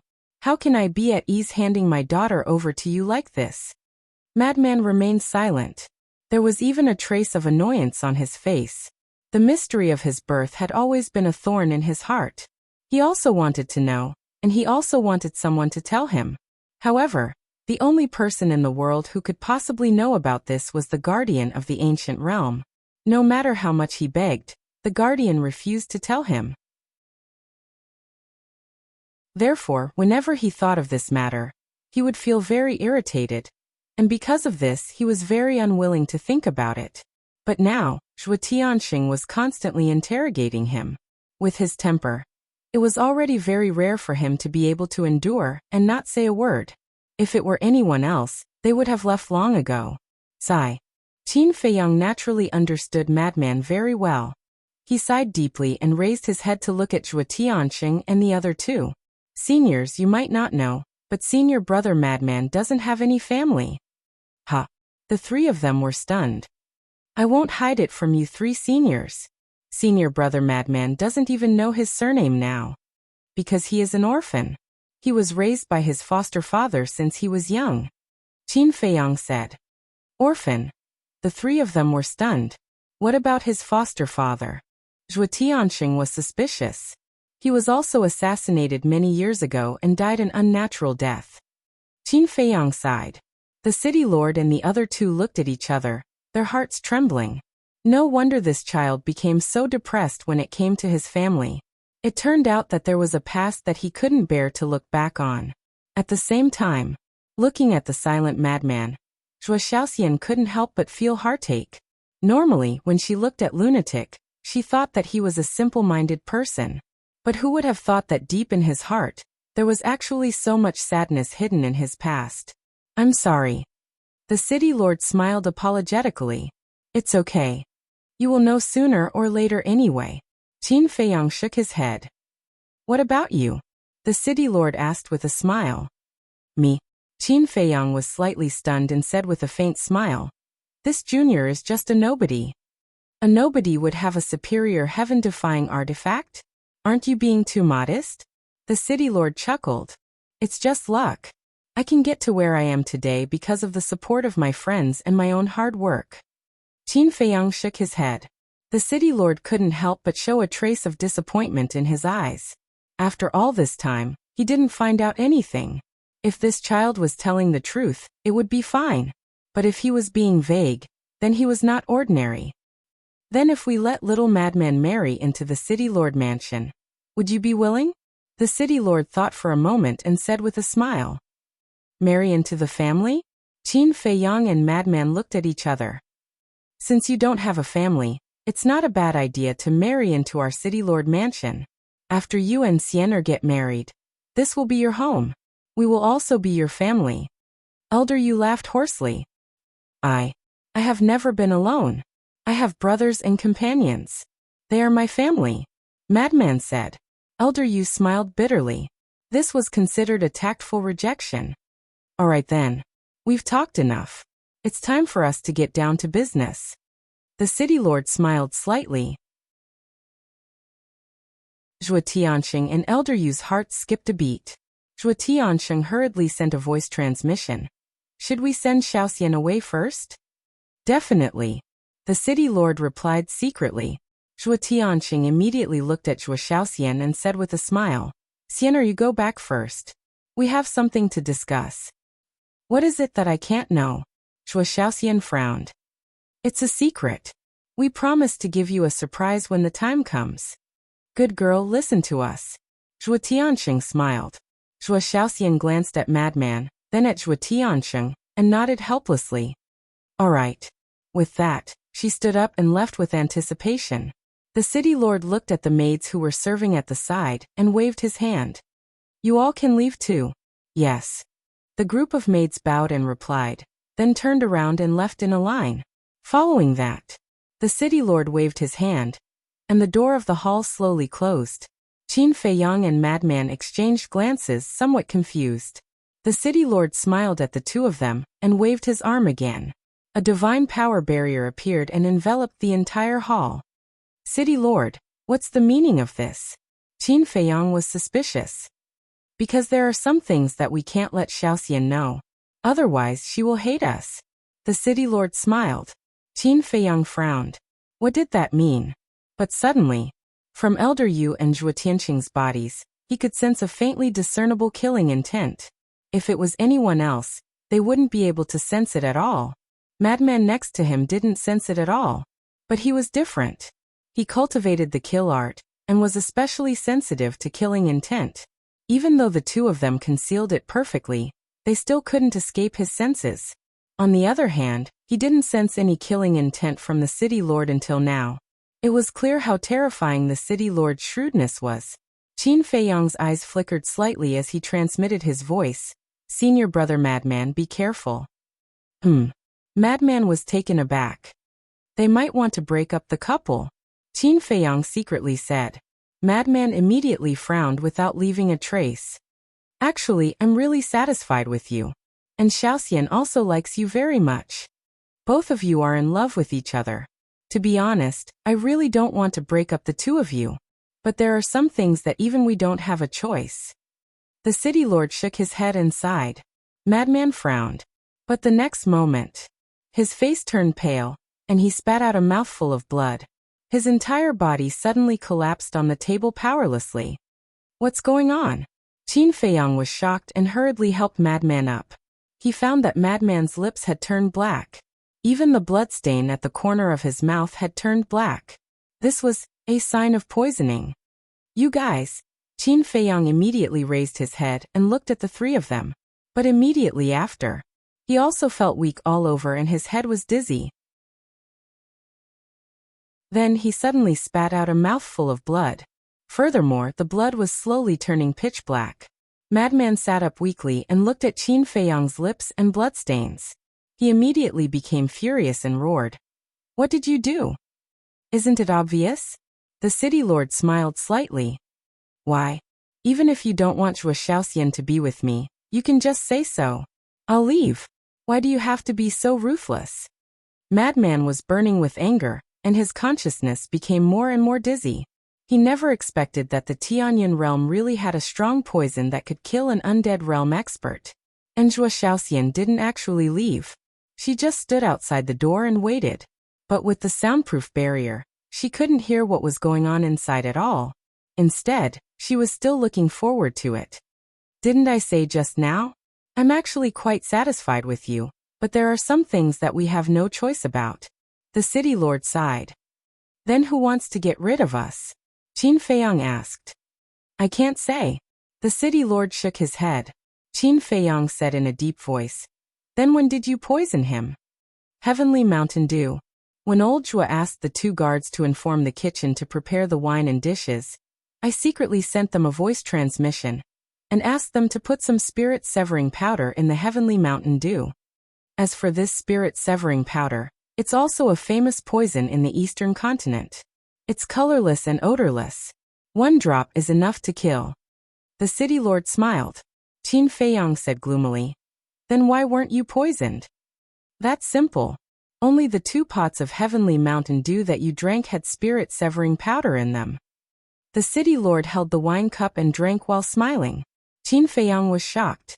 This person's shrewdness was really terrifying. From the beginning to the end, he didn't sense any killing intent. Even at this moment, he didn't sense any killing intent from the city lord. He was talking and laughing while taking people's lives. It could be said that this was the most shrewd person he had ever seen so far. He didn't leave any trace at all. Zhuo Tianqing and Elder Yu glanced at the wine pot next to Qin Feiyang and Madman, and only then did they realize. It turned out that the city lord had already planned this. Spirit-severing powder. They were very clear about this poison. Without the antidote, even if the gods descended to earth, they wouldn't be able to save them. Qin Feiyang and Elder Yu became more and more dizzy. Even though Qin Feiyang was immune to poison, he couldn't withstand the toxicity of this spirit-severing powder. And they also found that the poison was not only corroding their bodies, but also their spirits. Chapter 3052. It wasn't their fault for being careless. It was the city lord who concealed it too well. Moreover, Even if they thought of it, they would only think that the other party wanted to break up the couple and would never think that he wanted to get rid of them. Suddenly, Frenzy fell into the chair, and his life fluctuations quickly dissipated. Senior brother. Qin Feiyang was shocked and hurriedly released his divine sense to check, and a trace of shock appeared in his eyes. He found that Frenzy's divine soul was shrouded in a black mist as if it was rotting. He hurriedly checked his divine soul, and found that it was the same. This was spirit-severing powder, corroding the divine soul. Because Qin Feiyang had only taken a small sip from beginning to end, he could still hold on. But Frenzy drank a lot, almost half a bottle. Qin Feiyang looked at the three of them and said in a deep voice, "Give us the antidote and we will leave immediately and never appear again." Impossible. The city lord shook his head. Qin Feiyang's brows were filled with hostility as he roared, "I will say it one last time, give us the antidote." The city lord continued to drink, and had no intention of taking out the antidote. Good. Qin Feiyang was so angry that he laughed, his eyes flashing with strong killing intent as he said with a sinister smile, "Since you are so heartless, then don't blame me for being unrighteous." Qin Feiyang grabbed Frenzy and prepared to enter the Black Tortoise world. Zhuo Tiansheng suddenly stood up and slapped Qin Feiyang's chest. Poof! Qin Feiyang spat out another mouthful of black blood, and immediately crashed into the barrier set up by the city lord with Frenzy, like a meteor. His body was even more cracked, and the bloody scars were a ghastly sight. "You are courting death." But at this moment, Frenzy suddenly woke up and saw Qin Feiyang's situation. Killing intent surged in his eyes. What? Zhuo Tianqing and Elder Yu were shocked. Wasn't he already poisoned to death? How did he come back to life? Furthermore, even his jet black lips were regaining their color. What was going on? Did he have the antidote? The city lord who was drinking couldn't help but be startled when he saw this scene. Qin Feiyang also looked at Madman in astonishment. Madman grabbed Qin Feiyang and sent a surge of divine power into Qin Feiyang's body. Qin Feiyang's eyes trembled. Isn't this senior brother Crazy's evil power? Could it be that senior brother Fengzi's improvement had something to do with this evil force? He hurriedly looked at his sea of knowledge, and was pleasantly surprised to find that when the evil energy entered his sea of knowledge, it quickly began to engulf the poisonous fog formed by the spirit-severing powder. Senior brother Qin Feiyang looked at Madman in surprise. Don't ask me. I didn't know that this evil force had the ability to devour poisonous fog. Earlier, after I fainted, the evil power took the initiative to devour the poison in my body. Madman transmitted. I see. Qin Feiyang came to a sudden realization and immediately grabbed Madman, and disappeared without a trace. Not good. Zhuo Tiansheng exclaimed. Elder Yu was also quite anxious. He never thought that the other party would be able to remove the poison of the spirit-severing powder. This is unexpected. The city lord put down his wine cup and scanned the void. Don't worry, as long as my barrier is still there, they won't be able to escape. Immediately, Zhuo Tiansheng and Elder Yu released their divine sense and scanned the void. Sure enough, they found the Black Tortoise realm. At this moment, the Black Tortoise realm was floating where Qin Feiyang and Madman disappeared. This spatial divine item is very powerful. I tried it before and even my superior heaven-defying divine artifact couldn't break it, Zhuo Tiansheng said in a deep voice. The city lord pondered and remained silent. Inside the Black Tortoise realm, when Madman and Elder Yu appeared, Fire Lotus and the others immediately surrounded them, because they had been watching from the Black Tortoise realm. How are you two? Mermaid Princess stepped forward to support Qin Feiyang, her face full of anxiety. I'm fine. Qin Feiyang waved his hand. The evil power had almost devoured the poison in his body. Madman's gaze was also gloomy as he looked up at the image in the void.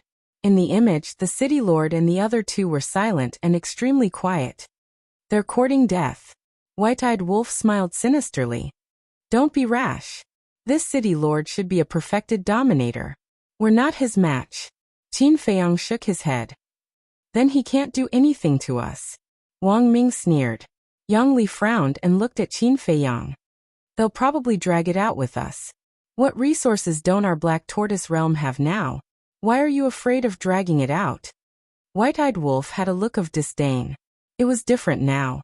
In the past, when they only had the ancient castle, they were really worried about dragging it out. Because at that time, there were no resources in the ancient castle. But it was different now. Now that they had an independent world with endless resources, it didn't matter how long they dragged it out. They could also take the opportunity to calm down and cultivate properly. Seeing that the city lord didn't say anything, Zhuo Tianqing urged, "Hurry up and think of a solution. We can't drag it out with them like this." Although Qin Feiyang and Madman's cultivation wasn't very high, he felt uneasy. Letting them stay in the city lord's mansion felt like two ticking time bombs. He didn't dare to relax for even a moment. "Father, Godfather, have you finished discussing?" At this moment, Zhuo Xiaoxian's voice came from outside. Zhuo Tianqing and the other two immediately looked at the door. Xiaoxian was still outside. "City Lord, you know Xiener's temper. If we drag it out for too long, she'll definitely barge in." Zhuo Tianqing was burning with anxiety. The city lord's eyes flickered. He suddenly waved his hand and the door opened.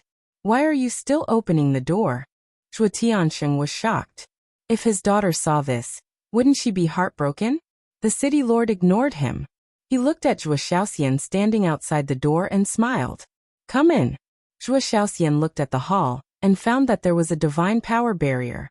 A hint of suspicion crept into her eyes. She entered the hall. The city lord waved his hand, and the door swiftly closed. After entering the hall, Zhuo Xiaoxian saw the black bloodstains on the table and the ground. She was shocked and said, "What's this? And where are they?" Qin Feiyang and Madman were nowhere to be seen in the hall. The city lord remained silent. He raised his hand and grabbed at the air. Zhuo Xiaoxian immediately flew toward the city lord uncontrollably. Following that, the city lord grabbed Zhuo Xiaoxian's neck and exerted a little force. Zhuo Xiaoxian immediately began to struggle. "What are you?" Zhuo Tianqing and Old Man Yu immediately ran to the city lord. Their faces were filled with panic. Why was he attacking Xiaoxian instead? Zhuo Xiaoxian was also in disbelief. She yelled with all her might, "Godfather, what are you doing?" Meanwhile, the Black Tortoise Realm. The poisonous mist inside Qin Feiyang's body had been devoured by the evil force.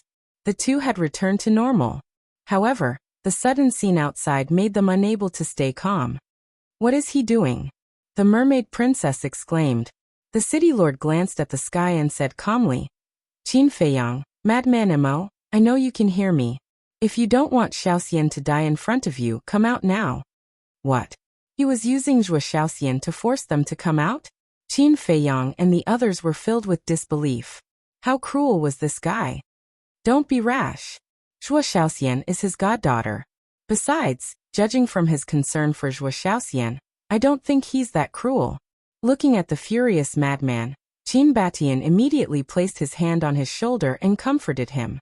However, before Qin Batian could finish his sentence, the city lord spoke again. "Don't think I'm putting on an act." Following the words, the city lord waved his hand. A stream of god force appeared and severed one of Zhuo Xiaoxian's arms. Fresh blood gushed out like a stream. "Damn it!" Madman's eyes turned bloodshot as he yelled, "Old Qin, send me out." Outside, Zhuo Xiaoxian's face twisted in pain. She never thought her godfather, who loved her the most, would be so cruel to her. Besides, what exactly was going on? They were still having a pleasant conversation before they left the hall. How did it turn out like this in such a short time? Could that black bloodstain be Big Brother Qin and little lunatics? Was the wine poisoned? On the side, Zhuo Tianqing and Elder Yu clenched their teeth in anger. "City Lord, what are you doing? We can think of another way." Zhuo Tianqing blurted out in a panic. "Shut up." The city lord glared at Zhuo Tianqing before he raised his head and continued, "Still not coming out?" Finishing the sentence, the city lord waved his hand again. Zhuo Xiaoxian let out a cry of agony as her other arm was severed, causing blood to pour out. Zhuo Tianqing's heart was bleeding seeing this. He stared at the sky and begged, "Please come out. Otherwise he'll really kill Xiaoxian." He even dropped to his knees and begged in desperation. I'll ask you one last time. Do you want to come out or not? The city lord's eyes were filled with murderous intent. He tightened his grip on Zhuo Xiaoxian's arm. Streams of blood immediately flowed out from the corners of Zhuo Xiaoxian's mouth. Her pale face looked extremely miserable and despairing. Whoosh! At that instant, two figures appeared, who were none other than Qin Feiyang and Maniac.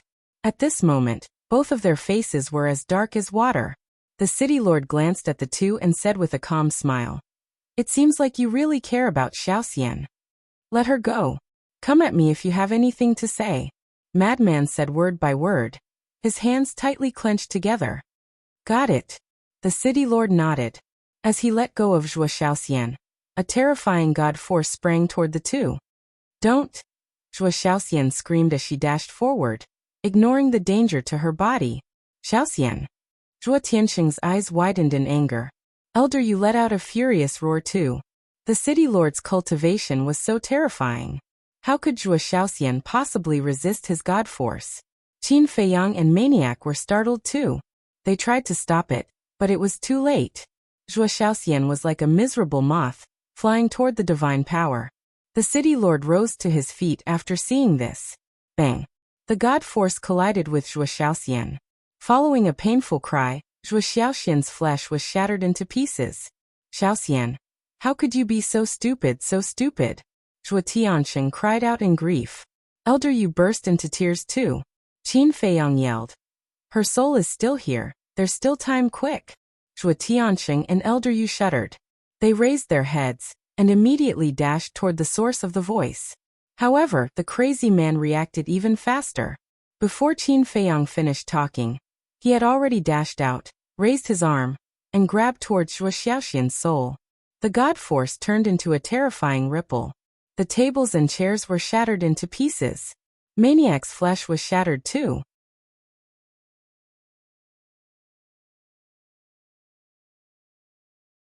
Chapter 3053. However, the madman was not afraid at all. His eyes were filled with determination as he grabbed Zhuo Xiaoxian's divine soul. At this moment, there was only a wisp of Zhuo Xiaoxian's divine soul left.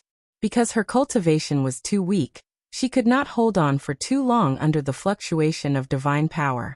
After grabbing Zhuo Xiaoxian's last wisp of divine soul, he quickly retreated to Qin Feiyang's side. In the process of retreating, his body had also reached its limit and shattered, leaving only his divine soul. Qin Feiyang waved his hand and quickly brought the two divine souls into the Black Tortoise realm. Wait! But then, the city lord spoke. Qin Feiyang looked up at the city lord and said, "They've already become like this. Are you still not willing to let go?" The city lord glanced at Qin Feiyang, then at the divine soul that Qin Feiyang was protecting. With a wave of his hand, the fluctuation of divine power dissipated. Then, he took out a wooden chair and leaned on it as if he was exhausted. Zhuo Tianxing and Old Man Yu looked at each other, and stood aside silently, not daring to say a word. Qin Feiyang stared at the city lord and did not speak again. The madman's divine soul also turned into a human form, and carefully protected Zhuo Xiaoxian's last wisp of divine soul in his hand. Fine. After a long while, the city lord shook his head and sighed. Qin Feiyang and the others looked at the city lord in surprise. The city lord looked up at the madman and sighed. For you, Xiaoxian even sacrificed her own life, and for saving Xiaoxian, you did the same.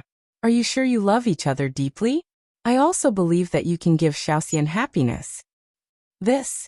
Zhuo Tianxing and Old Man Yu looked at each other and said suspiciously. Are you doing this to test their feelings? No. If he didn't risk his life to save Xiaoxian's last wisp of divine soul, Xiaoxian would really die. Because I never thought that Xiaoxian would be willing to sacrifice herself for him. I underestimated Xiaoxian's feelings for him. The city lord shook his head. So now, the two were suspicious. They've moved me. The city lord smiled faintly. Hearing this, Qin Feiyang and the mad scientist looked at each other with joy in their eyes. Zhuo Tianxing and Elder Yu were the same. But then, Zhuo Tianxing and the other two became nervous. The city master clearly wanted to help Madman and Xiaoxian, but how was he going to explain this to the Vice Alliance master? One had to know. The Vice Alliance Master had given a death order. If they didn't kill the two of them, they would die. Are you happy now? I'll let you and Xiaoxian be together. But let me tell you, if you dare to bully Xiaoxian, I won't let you off. The city lord stared at the madman and said gloomily, I don't know how to. Madman shook his head. All right. Take Xiaoxian and leave. Don't come back ever. The city lord waved his hand. Thank you. The madman bowed and looked at Qin Feiyang. However, Qin Feiyang did not immediately bring the two of them to the Black Tortoise realm. He sized up Zhuo Tianqing and Elder Yu for a moment, then looked at the city lord and asked, Is there something you're unable to say? This has nothing to do with you. The city lord shook his head. Tell me, I might be able to help. Qin Feiyang said. The city lord shouted. I already said it has nothing to do with you. What are you still talking about? Get lost. Qin Feiyang smiled helplessly and immediately brought the madman and Zhuo Xiaoxian's soul into the Black Tortoise realm. It really scared us to death. Fortunately, it was a close call. The mermaid princess and the others surrounded them with a smile on their faces. Outside, the city lord also waved his hand and the barrier dissipated. However, in his mind, the Black Tortoise realm never left. I told you to get lost, didn't you hear me? The city lord said angrily. Qin Feiyang sighed and could only leave with the Black Tortoise realm. Early the next morning, a large number of guards rushed out of the city lord's mansion and went to the various city gates to post notices. The general content of the notice. Zhuo Tianqing personally wrote the notice, severing his relationship with Zhuo Xiaoxian as father and daughter, and putting Zhuo Xiaoxian, Qin Feiyang, and Madman Mo on the wanted list. And there was a reward. The moment the notice was released, it immediately caused a huge uproar. Everyone in Winxi City knew that Zhuo Xiaoxian was the apple of Zhuo Tianqing's eye. He was afraid that she would melt in his hands. But why did he publicly sever his relationship with his daughter? And who were Qin Feiyang and Madman Mo? Did Zhuo Tianqing sever his relationship with his daughter have anything to do with them? Everyone was puzzled. Naturally, this matter became a hot topic of discussion after meals. Similarly, Zhuo Tianqing's wives and children were also very puzzled by this matter. As family, of course, they knew Zhuo Xiaoxian's position in Zhuo Tianqing's heart. In their opinion, this was an extremely unbelievable matter. However, the arrest warrant had already been issued, and it would not be fake. Hence, they hypocritically went to ask about it, but in the end, what they received was Zhuo Tianqing's roar and anger. The next evening, the city lord Zhuo Tianqing and Elder Yu stood in the main hall, seemingly waiting for something nervously. Whoosh! After a while, a black figure appeared. This person was a burly man, about 2 meters tall. His upper body was bare, and his muscles were like dragons. He was full of strength. Greetings, Lord Envoy. The three of them bowed. The burly man nodded, sitting on the chair above, looking down at the three of them, and said expressionlessly, Tell me what's going on. It's a long story. Zhuo Tianqing spoke. The burly man glanced at Zhuo Tianqing, his eyes slightly cold, and said, I have time, tell me slowly. Okay. Zhuo Tianqing hurriedly nodded. That submissive attitude showed that the burly man's identity was not simple. It's like this. Last night, we used the spirit-severing powder to kill Qin Feiyang and Madman Mo. The plan was also very successful. But what we never expected was that they actually had the antidote for the spirit-severing powder. Zhuo Tianqing said. Even if they have the antidote, can they escape from the hands of you three Dominator Realm experts? If that's all you have, then there's no point in keeping you. The burly man's eyes flashed with killing intent. Lord Envoy, please spare us. This is all my fault. Originally, we wanted to use force to kill them, but at that moment, my unfilial daughter, Zhuo Xiaoxian, took advantage of our carelessness and saved them. Zhuo Tianqing hurriedly said. What? The burly man suddenly stood up, and a murderous aura enveloped Zhuo Tianqing. Lord Envoy, please calm down. This is not old Zhuo's fault. He's also very angry. Moreover, early in the morning, he announced to the public that he has severed his relationship with his daughter, and even issued an arrest warrant for them. Old Zhua's loyalty to our rogue cultivator alliance is absolutely not a problem. Lord Envoy, please investigate. The city lord hurriedly cupped his hands. The burly man glanced at the city lord, then looked gloomily at Zhua Tianxing, and asked, "Why did your daughter save them?" "I dare not hide it from you, lord. Some time ago, Madman Mo kidnapped my daughter, but I didn't expect them to develop feelings for each other. I'm really heartbroken. Lord, it's my fault for disciplining her. If you really want to punish me, I'm willing to accept it." Zhua Tianxing knelt on the ground, his face full of pain and self-blame. The burly man was silent for a while, then returned to his seat, and said, "You are indeed responsible for this matter, but seeing that you are loyal to the Rogue Cultivator Alliance, I will not pursue this matter this time." "Thank you for not killing me, Lord." Zhua Tianxing hurriedly thanked him. The city lord and elder Yu looked at each other, a hint of a smile in their eyes. "Get up," the burly man said. Zhua Tianxing slowly got up. That pained look on his face could really make him an award-winning actor. The burly man looked at the three of them, and said, "I'm here on the orders of the Vice Alliance leader to personally deal with this matter. You must cooperate." Of course. The three of them nodded. "All right then. Immediately send orders to all the city lords of the major cities to stop what they are doing and focus on tracking Qin Feiyang and Madman Mo's whereabouts. If there is any news about them, immediately report to me. Also increase the reward. If the information reported is true, the reward will be a low-grade heaven-defying divine artifact. If the heads of these two are chopped off, the reward will be a pinnacle heaven-defying divine artifact," the burly man said. "Pinnacle heaven-defying divine artifact." The city lord and the other two were shocked. That was a terrifying divine artifact equivalent to a greater mastery ruler. Elder Yu bowed and said, "Lord Envoy, if I may ask, who exactly are Qin Feiyang and Madman Mo?" "I don't know either. But this is the Vice Alliance leader's order. Don't say too much, just do as you're told." The burly man waved his hand. "Yes." The three of them respectfully replied, then turned and left the hall. After the city lord closed the doors of the hall, his brows immediately furrowed. Elder Yu transmitted his voice. "Lord, why do I feel that this matter is not as simple as it seems?" Yes. They actually offered a pinnacle heaven-defying divine artifact as a reward. This has never happened before in our Rogue Cultivator Alliance. Zhua Tianxing also secretly said. "Then let's go ask Qin Feiyang and Little Madman. The Vice Alliance leader wouldn't do this without a reason. I'm guessing that it should be related to their origins." The city lord transmitted his voice. "Then is it good or bad for Xian to follow them?" Zhua Tianxing frowned, and a trace of worry crept into his eyes. "You've already severed your father-daughter relationship, and even issued a bounty. Is this still important? The most important thing right now is to quickly make arrangements. After all, even if it's just a show, it has to look like it. As for Xian, let's just silently pray for her." The city lord smiled faintly. "Sigh, letting Xian go with that little madman just like that, I really don't feel good." Zhua Tianxing was extremely angry. "Then what can you do?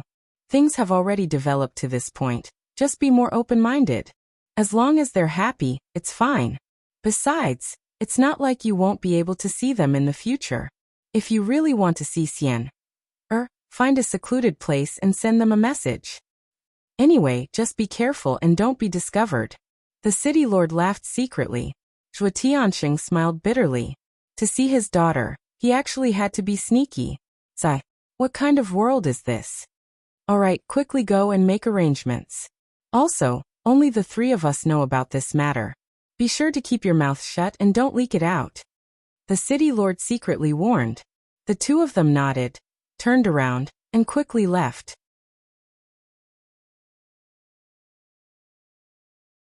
Chapter 3054. Half a month passed in the blink of an eye. Another 15,000 years passed in the Black Tortoise realm. Xiaoxian, what are you thinking about? The mermaid princess came out with a basket of vegetables. She saw Zhua Xiaoxian sitting in the courtyard absent-mindedly, and asked with a smile. Zhua Xiaoxian's cultivation was not strong, Thus she did not need much time to repair her soul and body. However, Lunatic was different. He was still in seclusion to reconstruct his body. Sister-in-law. Zhuo Xiaoxian collected her thoughts. She stood up and smiled sweetly at the mermaid princess. Are you thinking about your family? The mermaid princess sat beside Zhuo Xiaoxian and asked while picking vegetables. I'm thinking about my father and foster father. I wonder how they are doing now. I want to ask them why they are doing this to me. Zhuo Xiaoxian lowered her head. She looked a little disappointed. Didn't I tell you that this is a test for you and senior brother Lunatic? The mermaid princess smiled. No one told Zhuo Xiaoxian the truth. If Zhuo Xiaoxian knew that her foster father, who had doted on her since she was young, almost killed her, she would be heartbroken. Even if it's a test. Why can't I go home now that we've passed the test? They even said that I'm not allowed to go back. Isn't that the same as not acknowledging me as his daughter? I even sent a message to my father, but he ignored me. Zhuo Xiaoxian felt wronged. I think they have their own difficulties. You don't have to worry. Once Fei Yang and senior brother Lunatic come out of seclusion, they will investigate this matter. Just stay here peacefully and take care of your body. When the time comes, you can give birth to a fat child for senior brother Crazy. The mermaid princess smiled faintly. Zhuo Xiaoxian blushed upon hearing this. She said, Sister-in-law, why are you making fun of me too? Am I? I don't think so. The mermaid princess said. Zhuo Xiaoxian lowered her head and said, You and Qin Dage aren't in a hurry. Why should we? The mermaid princess said with a smile. We made a promise a long time ago. We won't have a kid first. Why? Zhuo Xiaoxian looked at the mermaid princess suspiciously. Because you, Qin Dage, are a busy man and have no time to take care of him. The mermaid princess smiled. Busy? Zhuo Xiaoxian was startled. She glanced at the castle and said, I don't think he's that busy. There are many things that you don't know, so you don't understand. You'll slowly understand in the future. Help me pick the vegetables. I'll make you a few delicious dishes later. The mermaid princess smiled. All right. Zhuo Xiaoxian nodded. The two women sat together as if they were a family. They chatted and laughed, and the atmosphere was harmonious. That was the atmosphere that Zhuo Xiaoxian liked. Outside, days passed. The burly man in the city lord's mansion was getting more and more depressed by the day. Almost everyone in the city lord's mansion was busy all day long. Zhuo Tianqing was the same, running all over the place every day. However, they still couldn't find the whereabouts of Qin Feiyang and the other two. There was no news from the other cities either. Could it be that the three of them had disappeared into thin air? Or had they left the eastern continent? He waited patiently. 1 year, 2 years, 5 years, 10 years for an expert at his level, not to mention a few years, even a few thousand years or tens of thousands of years was just a blink of an eye. However, he could wait. The Deputy Alliance Master seemed to be impatient. On this day, he received a message from the Deputy Alliance Master. The Deputy Alliance Master was stern and ordered him to find them as soon as possible. He had no choice but to urge the city lord and Zhuo Tianqing. The two of them also looked helpless. If this person was determined to hide, how could they find him? There was no way to find him, unless they turned the eastern continent upside down. However, the Itinerant Cultivators Alliance didn't have that ability. After all, the Demon Hall was the real overlord of the eastern continent. For example, they had no right to search the Demon Hall's territory, such as the Demon Tower. Besides, it was possible that the other party had left the eastern continent. Therefore, they could only wait for them to show up. The burly man was a little frustrated. He didn't care, but the Deputy Alliance Master was anxious. So, he personally took action and led people to search everywhere. Or set up a trap to lure Qin Feiyang, and the rest to show up. However, all his hard work was in vain in the end. He had no choice but to wait quietly in the end. As for the Deputy Alliance Master's urging, there was nothing he could do. If he couldn't find them, he couldn't find them. He couldn't possibly pull them out of thin air. The Demon Hall. Haha. This is really interesting. Chu Yin sat in a hall, her bell-like laughter echoing non-stop. The hall master of the Demon Hall also pursed his lips into a smile. Can you stop laughing? Elder Hu stood opposite Chu Yun, looking at Chu Yun and the Demon Hall Master speechlessly. It's funny to begin with. Look at these two brats. Not only did they cause chaos in the Itinerant Cultivators Alliance, but they also kidnapped Shui Tianxing's daughter. I've heard enough about this Shui Shaoxian. Not only is she very beautiful, but she's also very sensible. She's Shui Tianxing's sweetheart. How can Shui Tianxing bear to do that? Chu Yun laughed so hard that her chest heaved up and down. Elder Hu could not help but laugh. He said, I have to admit that these two brats are indeed quite capable. The Demon Hall Master asked, You've been following them for so long. How much do you know about them? This Qin Feiyang is calm and composed. He's a very good young man. However, he's a little shrewd. I feel like he's an old fox. As for this little lunatic, although he's a little eccentric, his character is really good. He's righteous and hates evil. Elder Hu's face was full of praise. The Demon Hall Master smiled and said, There aren't many people in this world who can be praised by you like this. To be honest, I didn't take this little lunatic seriously in the past. I thought he was just a foil. However, when I observed him along the way, I realized that in terms of talent, he's actually not inferior to Qin Feiyang. Elder Hu said, Is Qin Feiyang very talented? Chu Yun asked. Haven't you seen him before? Elder Hu said with a smile. It's true that I've seen him before. However, all I know is his divine art and his sovereign divine weapon are very powerful. As for his personal talent, it's really hard to say. Chu Yun shook her head. Little Yin, what you said is true. No matter how strong an external object is, it's still an external object. What we need to see is their potential, especially the power of law. If you can't comprehend the power of law, no matter how talented you are, you can only stop at the imperishable realm. People at the imperishable realm are useless in our sky cloud realm. The Demon Hall Master said. I didn't see the power of law. Elder Hu shook his head. Isn't that right? Without the power of law, what's so rare about it? Chu Yun smiled disdainfully. Perhaps they have the power of law, but they haven't used it in front of others? Elder Hu said. The Demon Hall Master smiled and said, Then let's see if these two are the talents we need. What if they aren't? Chu Yun asked. If they aren't, then it's a bit of a waste for the sovereign divine weapon to be in their hands. The Demon Hall Master smiled faintly. Chu Yun and Elder Hu looked at each other. Naturally, they understood what the Demon Hall Master meant. The Demon Hall Master pondered for a while before looking at the two of them and said, There's one more thing we have to investigate. What is it? The two of them were suspicious. Why does the vice leader of the Rogue Cultivator Alliance want to kill them so badly? Does he know something? The Demon Hall Master's eyes flashed. That's impossible. Only the three of us and the Blood Hall know that Qin Feiyang and the others came from the lower realm. But we didn't tell anyone, and the Blood Hall didn't announce it either. Even the sea beasts in the Sky Cloud realm are forbidden from mentioning Qin Feiyang and the others. So the Rogue Cultivator Alliance doesn't know about it at all. Chu Yun frowned. Then the problem is even bigger. Qin Feiyang and the others just came to the Sky Cloud realm. They haven't even seen the vice leader. Why did he order them to be killed? The Demon Hall Master said. Didn't I say that they want to kill one to warn the others? Chu Yun said. You really believe it? If they want to kill one to warn the others, is there a need to send someone to supervise them personally?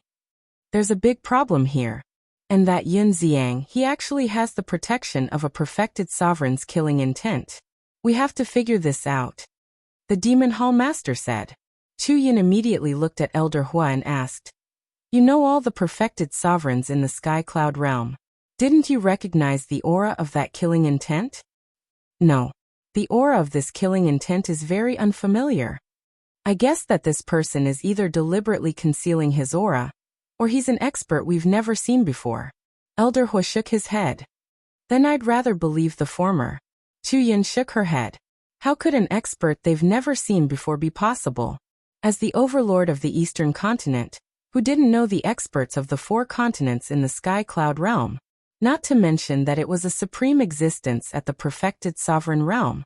But who was it that deliberately concealed his aura? Blood Hall? But if he was really from the Blood Hall, why did he hold back from attacking Qin Feiyang? It seems that our eastern continent is really lively. Chu Yun's eyes flashed with coldness. In the blink of an eye, outside 50 years had passed. Boom. On this day, inside the ancient castle, a terrifying aura suddenly burst out. The owner of this aura was Qin Feiyang. That's right. After 50 years of seclusion, Qin Feiyang finally stepped into the initial imperishable realm. 50 years outside was 1,000 years in the Black Tortoise realm. How long had it been? Even Qin Feiyang himself didn't know how many soul stones he had refined over the years. It was difficult to calculate now. However, when he broke through to the half-step imperishable realm, it took him almost 10 years. Now it took him 50 years to break through to the initial imperishable realm, which was almost 3 times. Naturally, the soul stones he refined were more. Not bad. When Qin Feiyang walked out of the ancient castle, the little boy appeared out of thin air. Qin Feiyang smiled slightly, and then looked at the little boy strangely. What? The little boy raised his eyebrows. I'm curious. When I first saw you, you were only this big. Now that so many years have passed, you're still this big? You can't even grow up? Qin Feiyang was suspicious.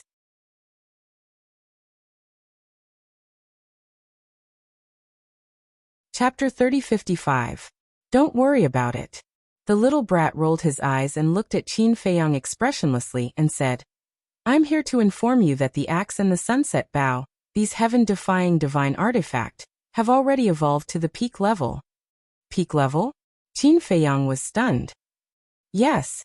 The little brat nodded and said, the Blood Demon Tower and the Dragon-Slaying Sword, the 4 heaven-defying divine artifact, have also evolved to the intermediate heaven-defying divine artifact. Sure. Qin Feiyang was overjoyed. The intermediate heaven-defying divine artifact was equivalent to the initial Dominator realm. The peak-level heaven-defying divine artifact was even more terrifying, equivalent to the Dominator realm. In other words, even if he faced Zhuo Tianxing now, he would not be afraid at all. One last thing. I still need to continue robbing the spirit vein and crystal vein outside. The little brat said. Cough cough. Don't make it sound so bad. Qin Feiyang coughed dryly and laughed. Robbing is robbing. What else can you say? Robbing the rich to help the poor? The little brat rolled his eyes at Qin Feiyang, and then disappeared without a trace. Qin Feiyang smiled helplessly, closed his eyes, and extended his perception. Soon. A trace of bewilderment crept up in his eyes. Gradually, this bewilderment turned into surprise. He didn't expect that Black Tortoise Realm had unknowingly grown so much. The current Black Tortoise Realm was almost the size of half of the Divine Continent. The Divine Continent was divided into the East, West, South, North, and Divine Dragon Island. In other words, the current Black Tortoise Realm was comparable to the North, South, and half of Divine Dragon Island. No wonder that little brat told him to rob some more spirit vein and crystal vein. The Black Tortoise Realm had grown so much, so the energy of the crystal vein and spirit vein would naturally be distributed by these new places. The original places would naturally become weaker than before. Crystal vein, spirit vein. There was no hurry. After all, there were many in the Sky Cloud realm. Qin Feiyang returned home. He hadn't seen his beloved woman for so many years. Naturally, he was burning with passion. After a while, the mermaid princess nestled in Qin Feiyang's arms with a flushed face and said, "Seen your brother crazy hasn't come out yet?" It took him a lot of time to reconstruct his divine soul and body. He might need more time to break through. Qin Feiyang smiled. Then go and investigate what difficulties Zhuo Tianxing and the others have. All these years I've sent him messages every now and then, but he never responded. The mermaid princess said. No response? Qin Feiyang was taken aback. Yes. The mermaid princess nodded and said worriedly, I'm thinking, did something happen to Zhuo Tianxing? This is indeed strange. Zhuo Tianxing loves Zhuo Shaoxian so much. There's no way he would ignore her. Okay, I'll go out and take a look later. Qin Feiyang nodded, and then pressed the mermaid princess down. He chuckled and said, Continue. After a while, Qin Feiyang finally walked out of the house with satisfaction. He stood in the yard and sensed the aura around him. Qin Batian and Lu Xingyang's aura were still at the great perfection imperishable stage. After all, they were mainly comprehending the power of laws now. People like Fire Lotus, Qin Rushuang, White-Eyed Wolf, Wang Ming, Yang Li Zhao Tailai, Blood Kirin, and Tang Hai had mostly broken through to the initial imperishable stage. Because they were basically cultivating in seclusion, their speed was naturally faster than Qin Feiyang. Only people like Wang Xiaojie, Long Tianyu, Big Black Wolf, and Qin Chen were still lacking in cultivation. Big Black Wolf and Black Panther had no time to cultivate, because they were managing the affairs of the Black Tortoise realm. Wang Xiaojie and the others naturally entered the Black Tortoise realm later. In comparison, Wang Xiaojie was not as good as Long Tianyu and Qin Chen, because Long Tianyu and Qin Chen had entered the Black Tortoise realm earlier than Wang Xiaojie. However, the three of them had all opened the door of potential. Coupled with endless resources, they would catch up sooner or later. After all, the later realms required more time than the previous. Just like now, the time Qin Feiyang took to break through a small realm was enough for Wang Xiaojie and the others to break through several realms. Suddenly, he looked at Madman's yard.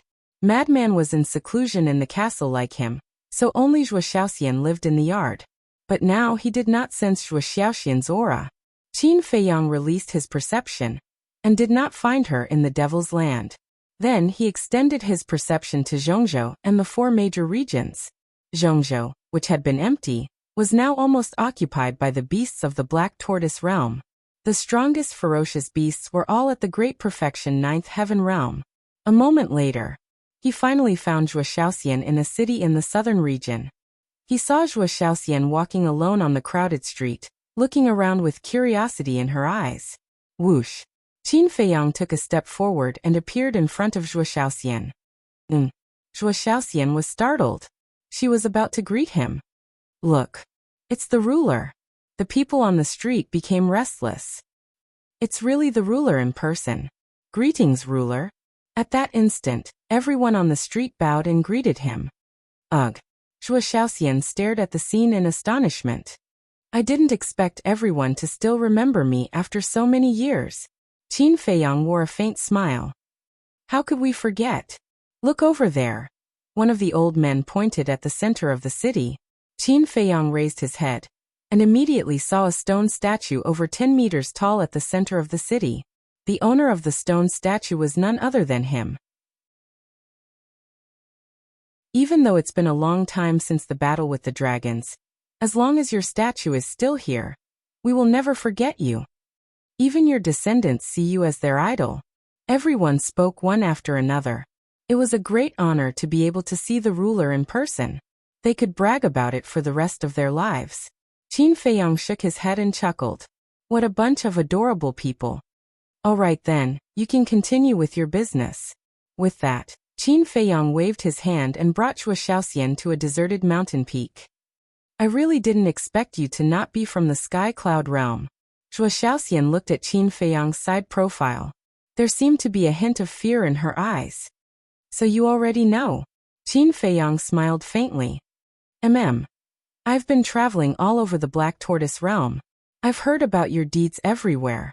It's hard for me not to know. Zhuo Xiaoxian said. Yes. The Black Tortoise realm isn't some kind of spatial godly object.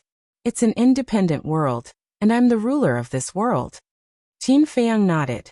The fear in Zhuo Xiaoxian's eyes grew thicker after Qin Feiyang admitted it himself. You don't have to be afraid of me just because you know these things. I'm still your Qin Dage. You're still a part of the Devil's Land.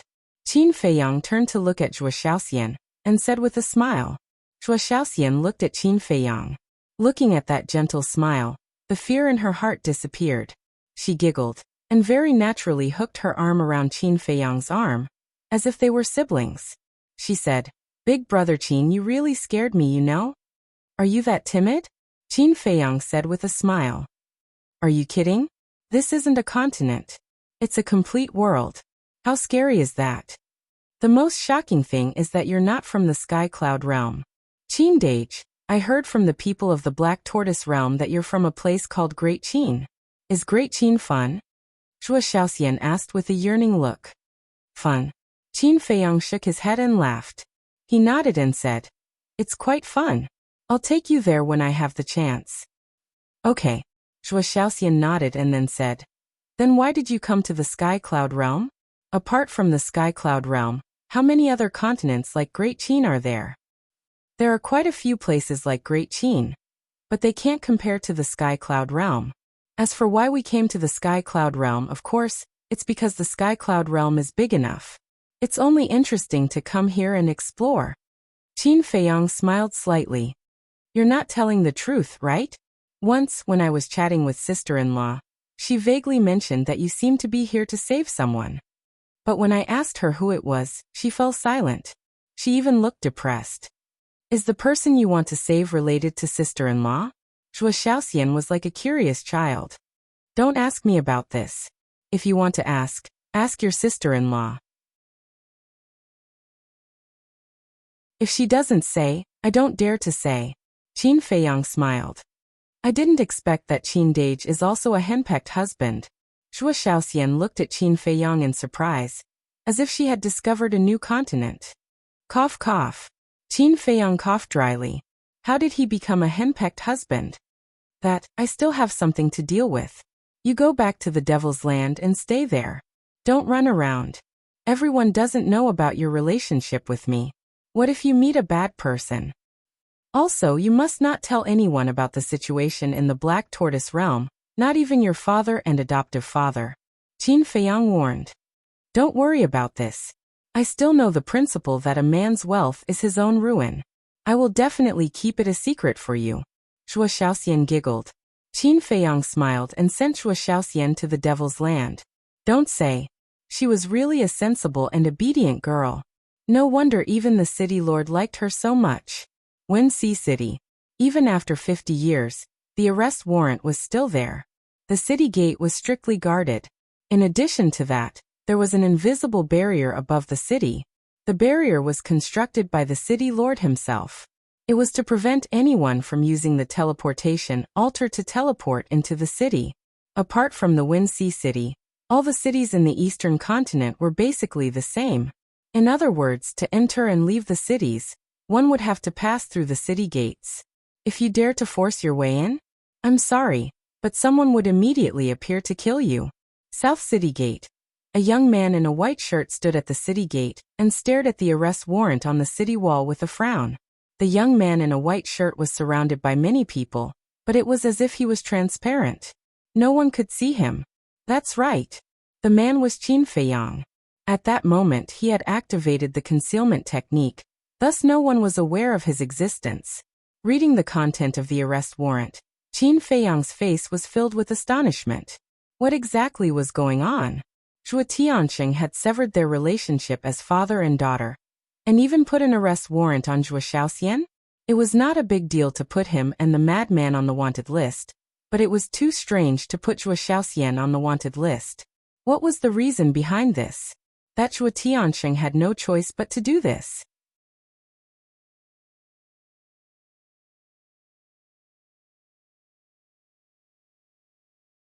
Chapter 3056. Qin Feiyang withdrew his gaze and glanced at the guards at the entrance of the city. In the end, he stepped forward and entered the city silently, heading straight for the city lord's mansion. It was necessary to investigate this matter. The duration of the concealment technique was limited, thus he had to pick up his pace.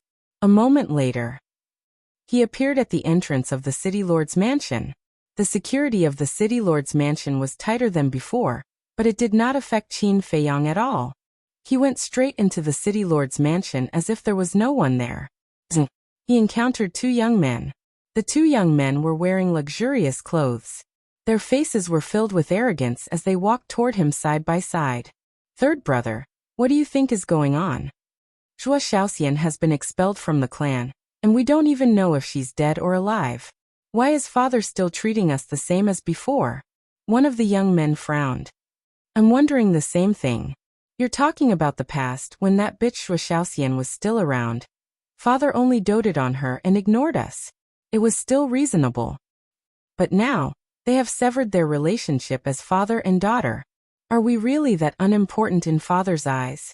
The other young man was not in a good mood either. It seems like our situation hasn't changed much even after Zhuo Xiaoxian left.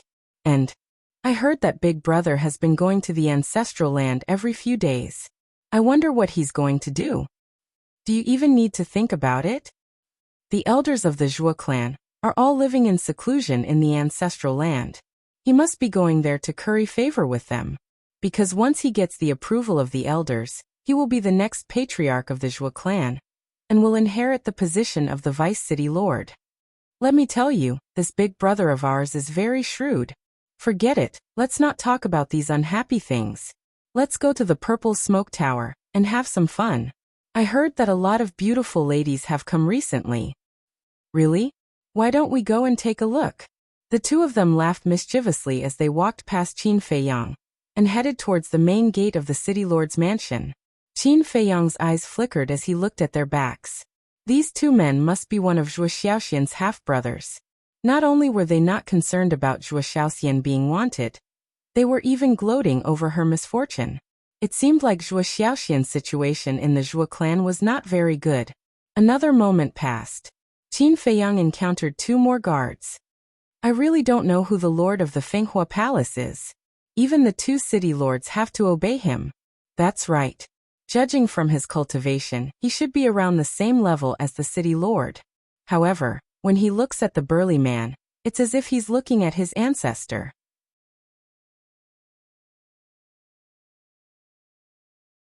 The two guards whispered to each other as they walked over, and passed by Qin Feiyang.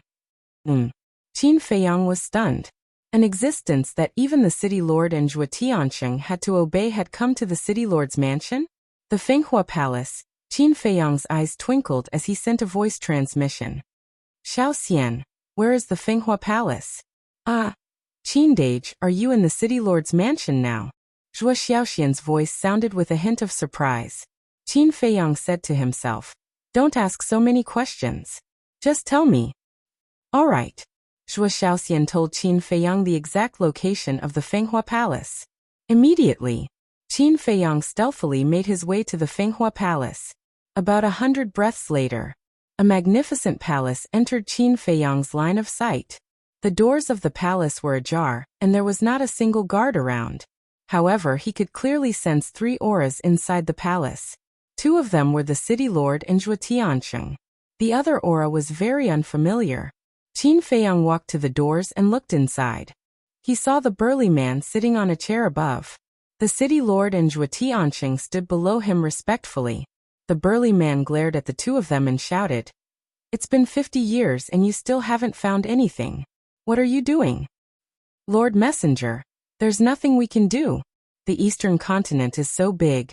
If they're determined to hide, it'll be like looking for a needle in a haystack." Zhuo Tiansheng shook his head and sighed. "That's enough. Stop complaining. I don't mind. However, the Deputy Alliance leader keeps urging me. You know the Deputy Alliance leader's temper. If we still can't find Qin Feiyang and the others, I'm afraid we'll all be in trouble." The burly man sighed. The city lord and Zhuo Tiansheng remained silent. The burly man looked at Zhuo Tiansheng and continued, "Especially you. Qin Feiyang and the others only ran away because of your daughter. Although you've already severed your father-daughter relationship, if you truly anger the Vice Alliance Master, there's no need for me to tell you the consequences." Zhuo Tiansheng shuddered and hurriedly said, "Lord Messenger, I'm loyal to the Itinerant Cultivator Alliance." "Don't tell me that. You should tell the Deputy Alliance leader." The burly man shook his head. Zhuo Tiansheng looked worried. The city lord comforted him. "Old Zhuo, you don't have to be too nervous. The Deputy Alliance leader is a reasonable person. After explaining the situation, he'll probably punish you at most." "Wrong," the burly man said. The two looked at the burly man. "To tell you the truth, the Deputy Alliance leader is very concerned about Qin Feiyang and the others. I've never seen him want to kill someone so much. Therefore, if this matter is really investigated, Zhuo Tiansheng, you'll definitely die," the burly man said in a deep voice. Zhuo Tiansheng's pupils shrank, full of horror. "Buzz. At this moment, the burly man's divine sound transmission stone sounded. The burly man took it out, and his face suddenly changed. He looked at the city lord in Zhuo Tianxing and said, "It's the deputy alliance leader." The two shuddered. The burly man took a deep breath and activated the divine sound transmission stone. The image of the green-robed old man immediately emerged. "Greetings, deputy alliance leader." The three of them immediately bowed respectfully. "How's the progress?" The green-robed old man asked. "Sir, there's no progress. It's as if the two of them disappeared from the world. We even suspect that they've left the eastern continent," the burly man said respectfully. "Humph. What a bunch of trash." The green-robed old man immediately snorted. The three shuddered and hurriedly knelt on the ground, saying, "Please forgive us, sir. Zhuo Tianxing, I'll give you another 50 years. If you can't find them, your Zhuo family will be exterminated," the green-robed old man said. His hoarse voice was filled with coldness and ruthlessness. "Sir, please forgive us." Zhuo Tianxing's face suddenly turned pale. "Sir, if Qin Feiyang and the others really left the eastern continent, then even if you kill Zhuo Tianxing, it'll be useless." The city lord glanced at Zhuo Tianxing and said respectfully to the green-robed old man, "You still dare to plead for him? You don't know about this, but you can't absolve yourself from the blame." The green-robed old man shouted. "I'm sorry." The city lord hurriedly knelt on the ground. The green-robed old man glanced at the two of them and said in a deep voice, "In short, you only have 50 years. Take care of yourselves." After saying that, the illusory figure disappeared. Zhuo Tianxing raised his head and looked at the city lord and the burly man. He said helplessly, "What should I do?" "What else can you do? Of course you have to hurry up and find them." The burly man shook his head. "Vice Alliance leader." Qin Feiyang's eyes flickered. He turned around and left quietly. It turned out that the Vice Alliance leader of the Rogue Cultivator Alliance wanted to kill him. It was no wonder that Zhuo Tianxing would make such a choice. On one hand, it was the Vice Alliance leader's order. On the other hand, it was his beloved daughter. He could only choose to sever their father-daughter relationship and protect the Zhuo family. However, he did not expect that even if he severed their father-daughter relationship, he would not be able to escape this disaster. After leaving Winxi City, Qin Feiyang returned to the Black Tortoise realm and told the mermaid princess about this. The mermaid princess heard this and sighed. "Don't tell Zhuo Xiaoxian about this for now," Qin Feiyang reminded her. "I know." The mermaid princess nodded and sighed. "But we can't let Zhuo Tianxing bear this pressure alone." Qin Feiyang pondered for a while and said, "Let's wait for senior brother Madman to come out of seclusion and see what he wants. Anyway, there are still 50 years. There's no hurry." Next, Qin Feiyang began to comprehend the power of laws. He had already comprehended the first profound divine ability of the light law. So now, he was comprehending the lightning law and the karma law. Especially the karma law. The karma law was one of the strongest laws in the world, so he had to be more focused. Time passed quietly. Outside, 5 years had passed. Boom. On this day, another shocking divine might erupted from the ancient castle. Zhuo Xiaoxian ran out of the courtyard immediately. Her eyes were filled with joy as she looked at the ancient castle. Because the owner of this divine might was Madman. Swoosh. Soon, Madman took a step out of the ancient castle and withdrew his aura. "Little Madman." Zhuo Xiaoxian immediately ran up and burrowed into Madman's arms. Looking at the woman in his arms, a hint of tenderness flashed across Madman's eyes. Then he laughed and said, "How long has it been, and you're already thinking of me?" "Who's thinking of you?" Zhuo Xiaoxian rolled her eyes, but she had no intention of getting out of Madman's arms. Her red cheeks were filled with a happy smile. Looking at that red face, Madman couldn't help but feel restless. "You're out of seclusion."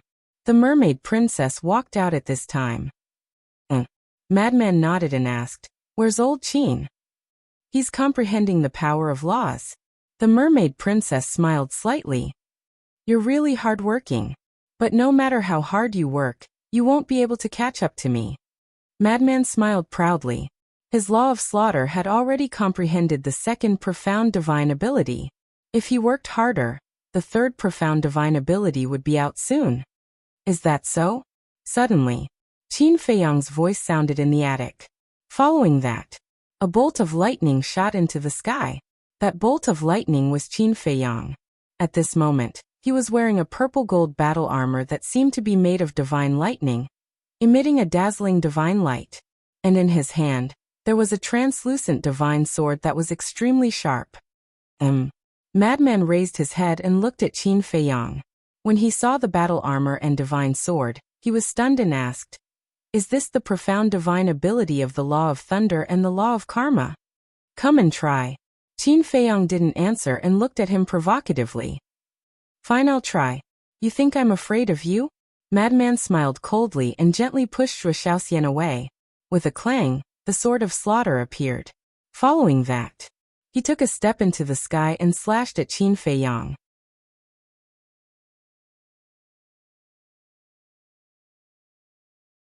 Chapter 3057. Sword of Slaughter. As the first profound ability of the law of slaughter, its power was naturally terrifying. But Qin Feiyang didn't retreat at all. He waved the divine sword in his hand and slashed at the sword of slaughter. In an instant, the two collided with each other. Like real divine weapons, blinding sparks flew from the collision. Crack. At the same time, an ear-piercing shattering sound rang out. The madman was stunned. He looked at the sword of slaughter in his hand, and found that there was a small crack on the blade. "How is it?" Qin Feiyang smiled proudly. "That's impossible." The madman frowned. He looked at the divine sword in Qin Feiyang's hand and asked suspiciously, "What is this thing?" Qin Feiyang smiled and said, "The first profound ability of the law of karma, sword of karma." "So it's the law of karma," the madman muttered. He had long heard that the law of karma was one of the strongest laws in the world, and its power surpassed other laws. He didn't believe it before, but he didn't expect it to be true.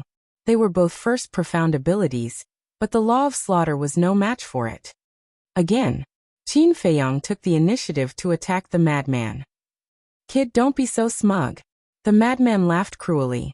Wielding his sword of slaughter, he began to fight with Qin Feiyang. The two's speed was pushed to the limit. Shuo couldn't see their figures at all. She could only hear the loud sounds of each collision. Crack! About a few hundred breaths later, accompanied by a crisp sound, the sword of slaughter in the madman's hand finally shattered. But the divine sword in Qin Feiyang's hand was intact. "I can't accept it. They are both law of karma. How can the difference be so big?" The madman was furious. While Qin Feiyang wasn't paying attention, he used an auxiliary technique and rushed behind Qin Feiyang. Boom! Following closely, he punched Qin Feiyang's back. However, Qin Feiyang was wearing armor. When the madman's punch landed on the armor, Qin Feiyang didn't seem to feel anything at all. He didn't even move. "What the hell is this?" Madman looked at the armor in shock. Qin Feiyang turned around to look at Madman and proudly said, "The first profound divine ability of the law of thunder, thunder armor." He has already comprehended two profound divine abilities? That's too fast. Madman's mouth twitched. "This is fast? I've been in seclusion for 5 years. Think about it. 5 years in the outside world. How many years would that be in the Black Tortoise world?" Qin Feiyang was speechless. Madman paused for a moment before gritting his teeth. "That's true. How is it? Do you admit defeat?" Qin Feiyang grinned. "Despicable. Watch my sword." The madman's face was filled with disdain. With a clang, another blood-red sword appeared. "You cheated," Qin Feiyang said angrily. This was not the first profound divine ability, the sword of slaughter.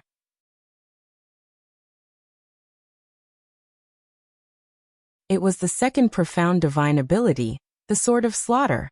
"You didn't say that I can't use the second profound divine ability." "Brat, wake up." Madman laughed and slashed at Qin Feiyang. Qin Feiyang quickly waved the karma sword to meet it. With a loud clang, the karma sword broke on the spot. Immediately after, the sword of slaughter landed on Qin Feiyang's body, and the terrifying sharpness instantly tore through the thunder armor. But at this moment, The sword of slaughter stopped. Madman looked at Qin Feiyang proudly and said, "Brat, do you admit defeat?" Scram. Qin Feiyang raised his hand and slapped the sword of slaughter away. "You have the nerve to be proud after activating the second profound divine ability? You don't admit defeat?" Again. Madman clamored.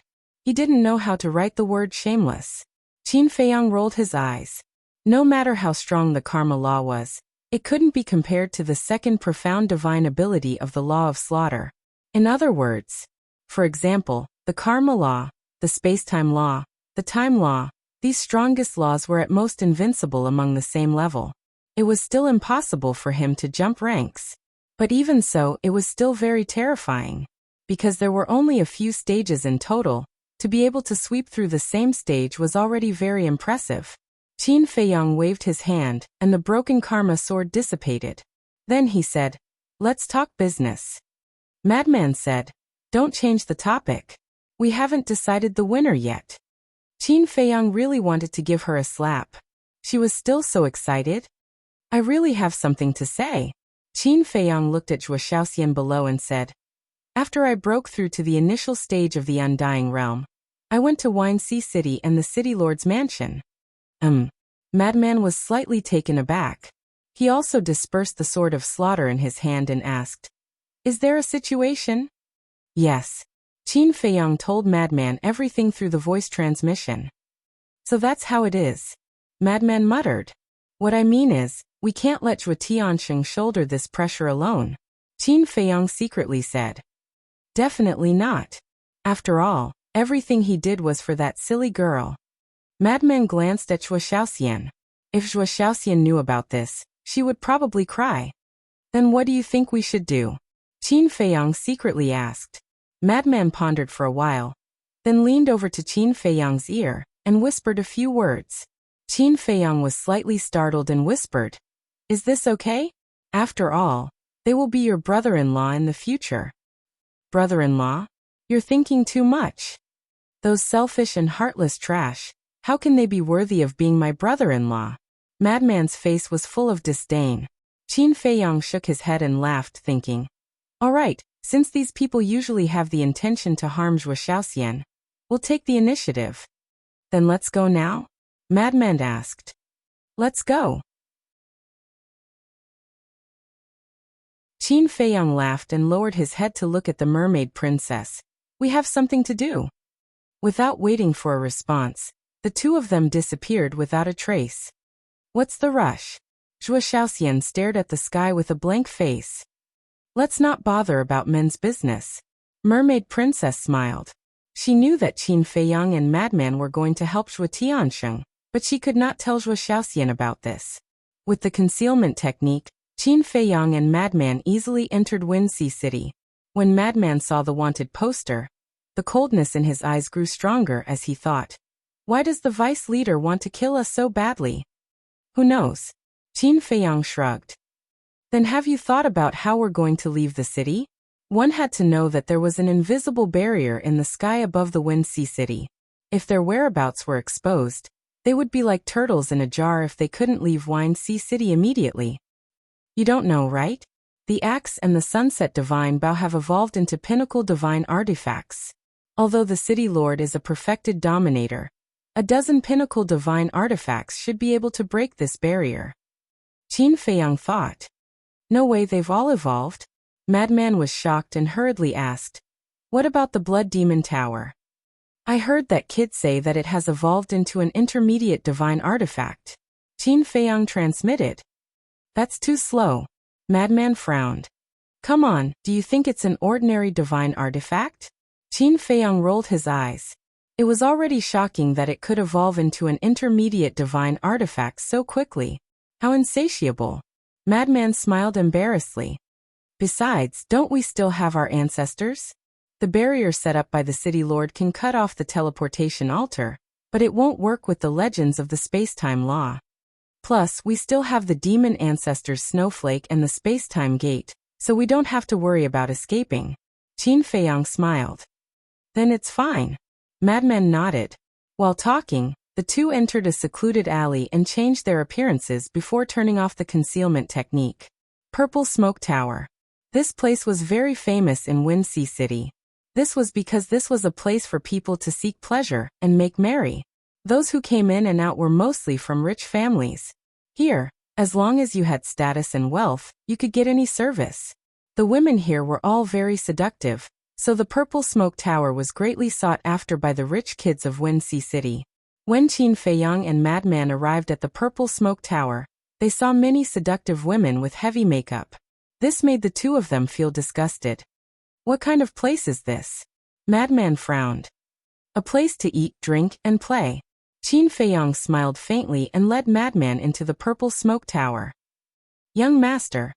As soon as the two of them entered, two women came up to them with seductive smiles.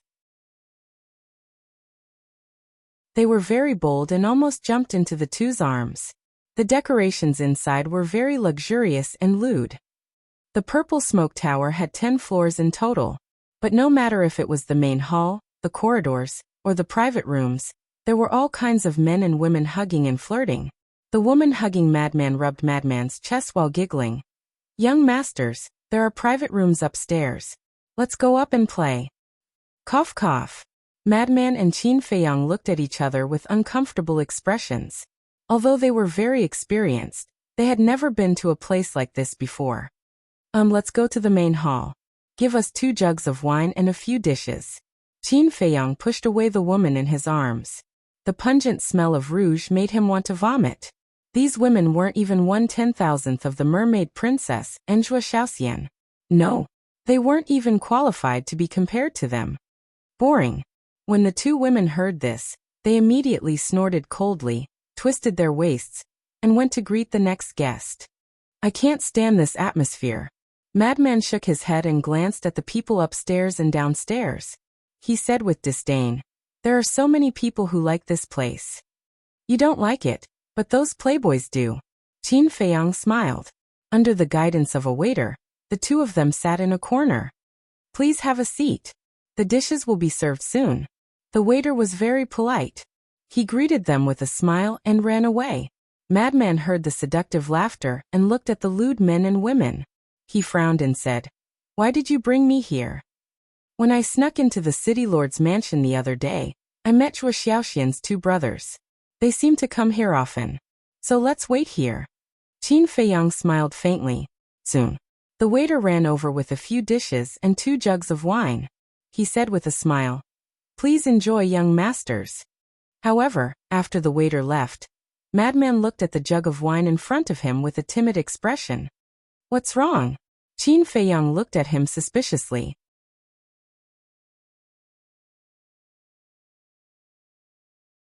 Chapter 3058. The madman asked in a low voice, Do you think there's that spirit-breaking powder in here? Qin Feiyang looked at the madman in astonishment. Once bitten by a snake, twice shy. As a restaurant, how could they poison their customers' wine? Besides, now that they had changed their appearances, no one knew that they were the people wanted by the city lord's mansion. Therefore, it was almost impossible to poison them. Wait. The evil force has the ability to devour poison. What am I afraid of? The madman patted his head and immediately poured a cup of wine and drank it leisurely. Qin Feiyang shook his head and laughed. He also poured a cup and tasted it. He was completely uninterested. Waiter, I heard that half a month ago, a woman came here. Why didn't she come out? Suddenly, a young man at the next table pulled a waiter who was passing by and asked. Don't worry, she'll come out later. The waiter smiled. So it's like that. The young man nodded in realization and let go of the waiter. Brother, who is this Meow Meow? The young man's deskmate asked curiously. This Meow Meow, I've only heard of her. I've never seen her before. I heard that she came to the Purple Smoke Tower half a month ago. Because she's too beautiful, she attracted everyone's attention the moment she arrived. Right now, all the rich and powerful disciples in the Wuxia City are here for her. The young man said with curiosity in his eyes. He didn't know if the rumor was true or false. They're all here for her? Is it that exaggerated? The man at the same table was stunned. The young man said, If you don't believe me, go ask the people at the next table. The man at the same table didn't believe it. He turned to look at a purple-clothed young man and smiled. "Brother, are you here for Miss Meow Meow?" "Of course." The purple-clothed young man held an enchanting woman in his arms and said without hesitation, "Brother, you too." The man at the same table was startled and looked at the young men at the other table. The young men in luxurious clothes nodded, their eyes filled with anticipation. The man at the same table was startled. It was true. "How is it?" The young man looked at him and smiled. "Impressive. Wait a moment. I want to see how beautiful this woman called Meow Meow is," the man at the same table said. Qin Feiyang and Madman also heard the conversation between the two, and a trace of curiosity appeared in their eyes. To be pursued by so many men. Her looks must be extraordinary.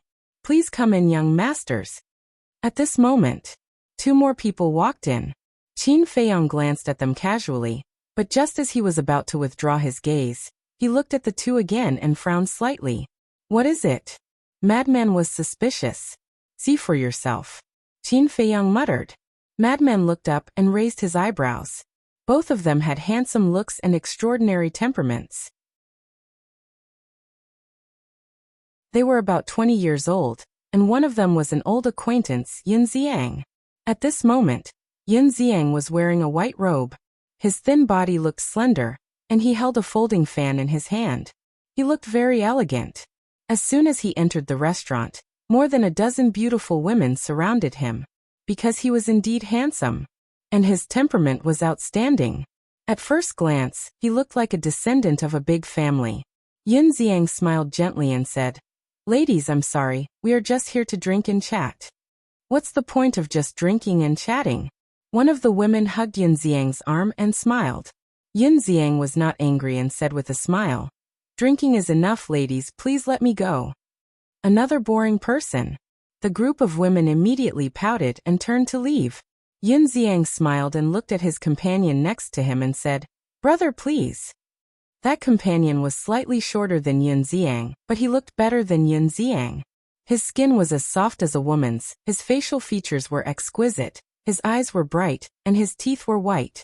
He wore a white brocade robe with a white jade belt around his waist. He also held a folding fan in his hand. Why does he look so familiar? Qin Feiyang looked at that person with a trace of suspicion in his eyes, as if he had seen him before.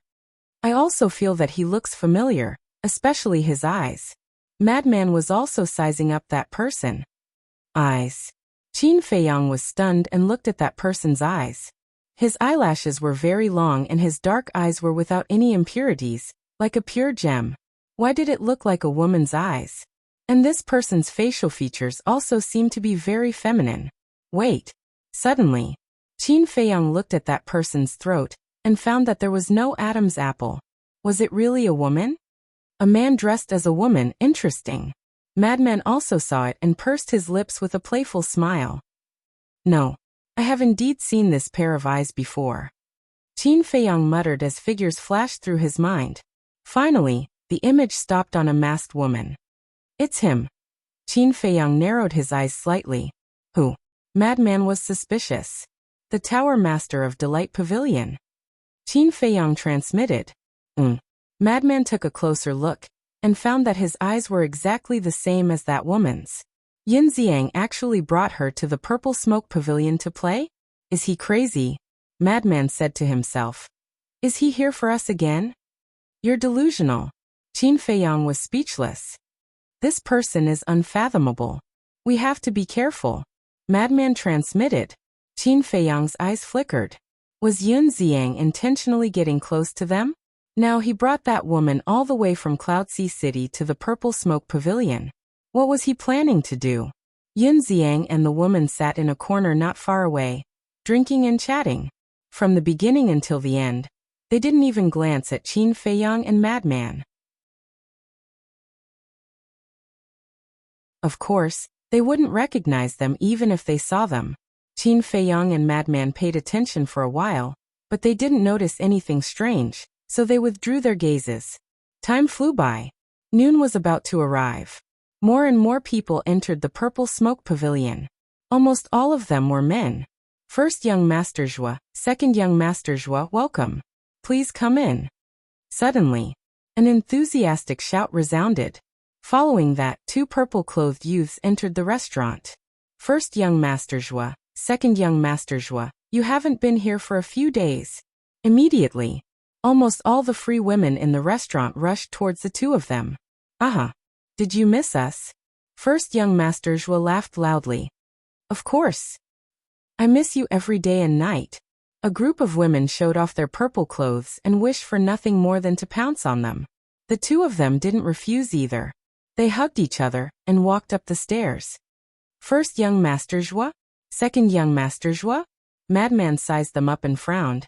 They wouldn't be little Xian's big brother and second brother, right? I'm not sure. I've never seen them before. Qin Feiyang shook his head and turned to look at a young man at the next table. He asked in a low voice, Brother, who are they? Why are they so popular? You don't even know them? The young man looked at Qin Feiyang in surprise. Qin Feiyang laughed awkwardly. Brother, don't laugh at me. This is my first time in Wuxia City. No wonder. The young man shook his head and smiled, then said in a low voice, The two of them are not people we can provoke. What do you mean? Qin Feiyang was curious. They are the first young master and second young master of the Zhua family. And the patriarch of the Zhua family who will scare you to death is the famous vice city lord of our Wuxia city, Zhua Tiansheng. The young man said. So he is the son of the vice city lord. No wonder he is so popular.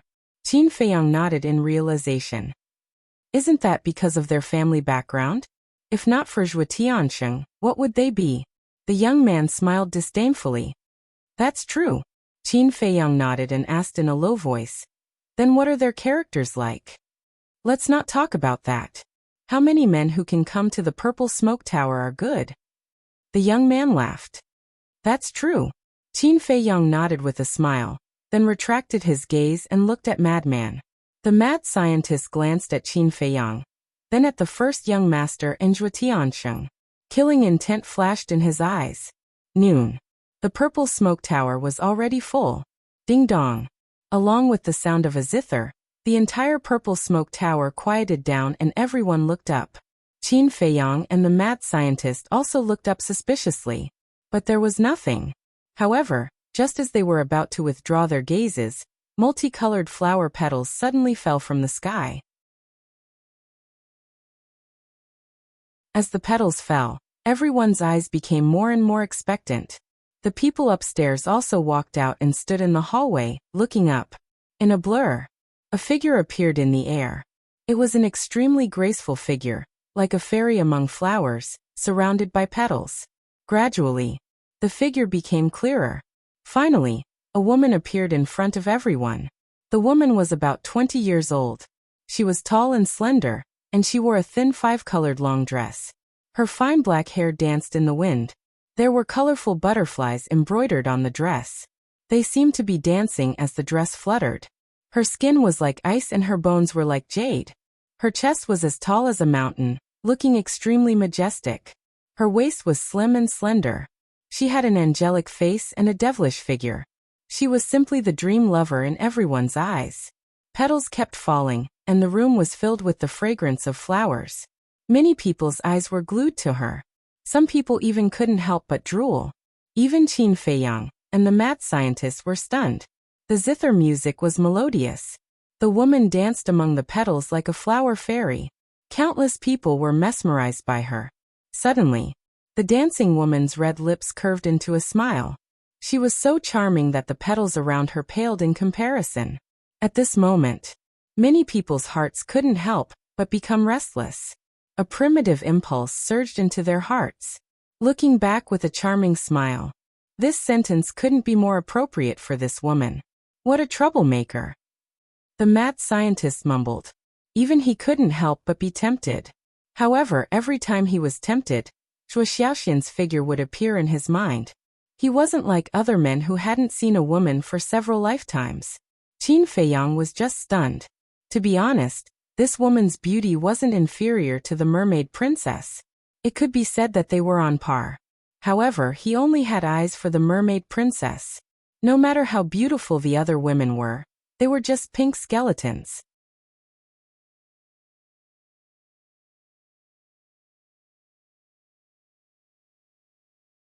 Chapter 30:59. Half an hour passed.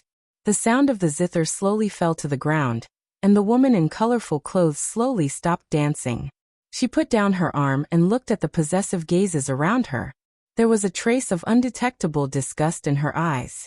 However, she seemed to be used to it and bowed. Thank you for your support. It's better to meet than to hear. Miss Meow Meow is indeed a national beauty. May I have the honor of inviting Miss Meow Meow to a drink? A graceful young man stood up and smiled at the woman in colorful clothes. Thank you for your kindness, young master, but I don't drink. Please forgive me. The woman in colorful clothes looked at the young man apologetically. The young man's expression froze.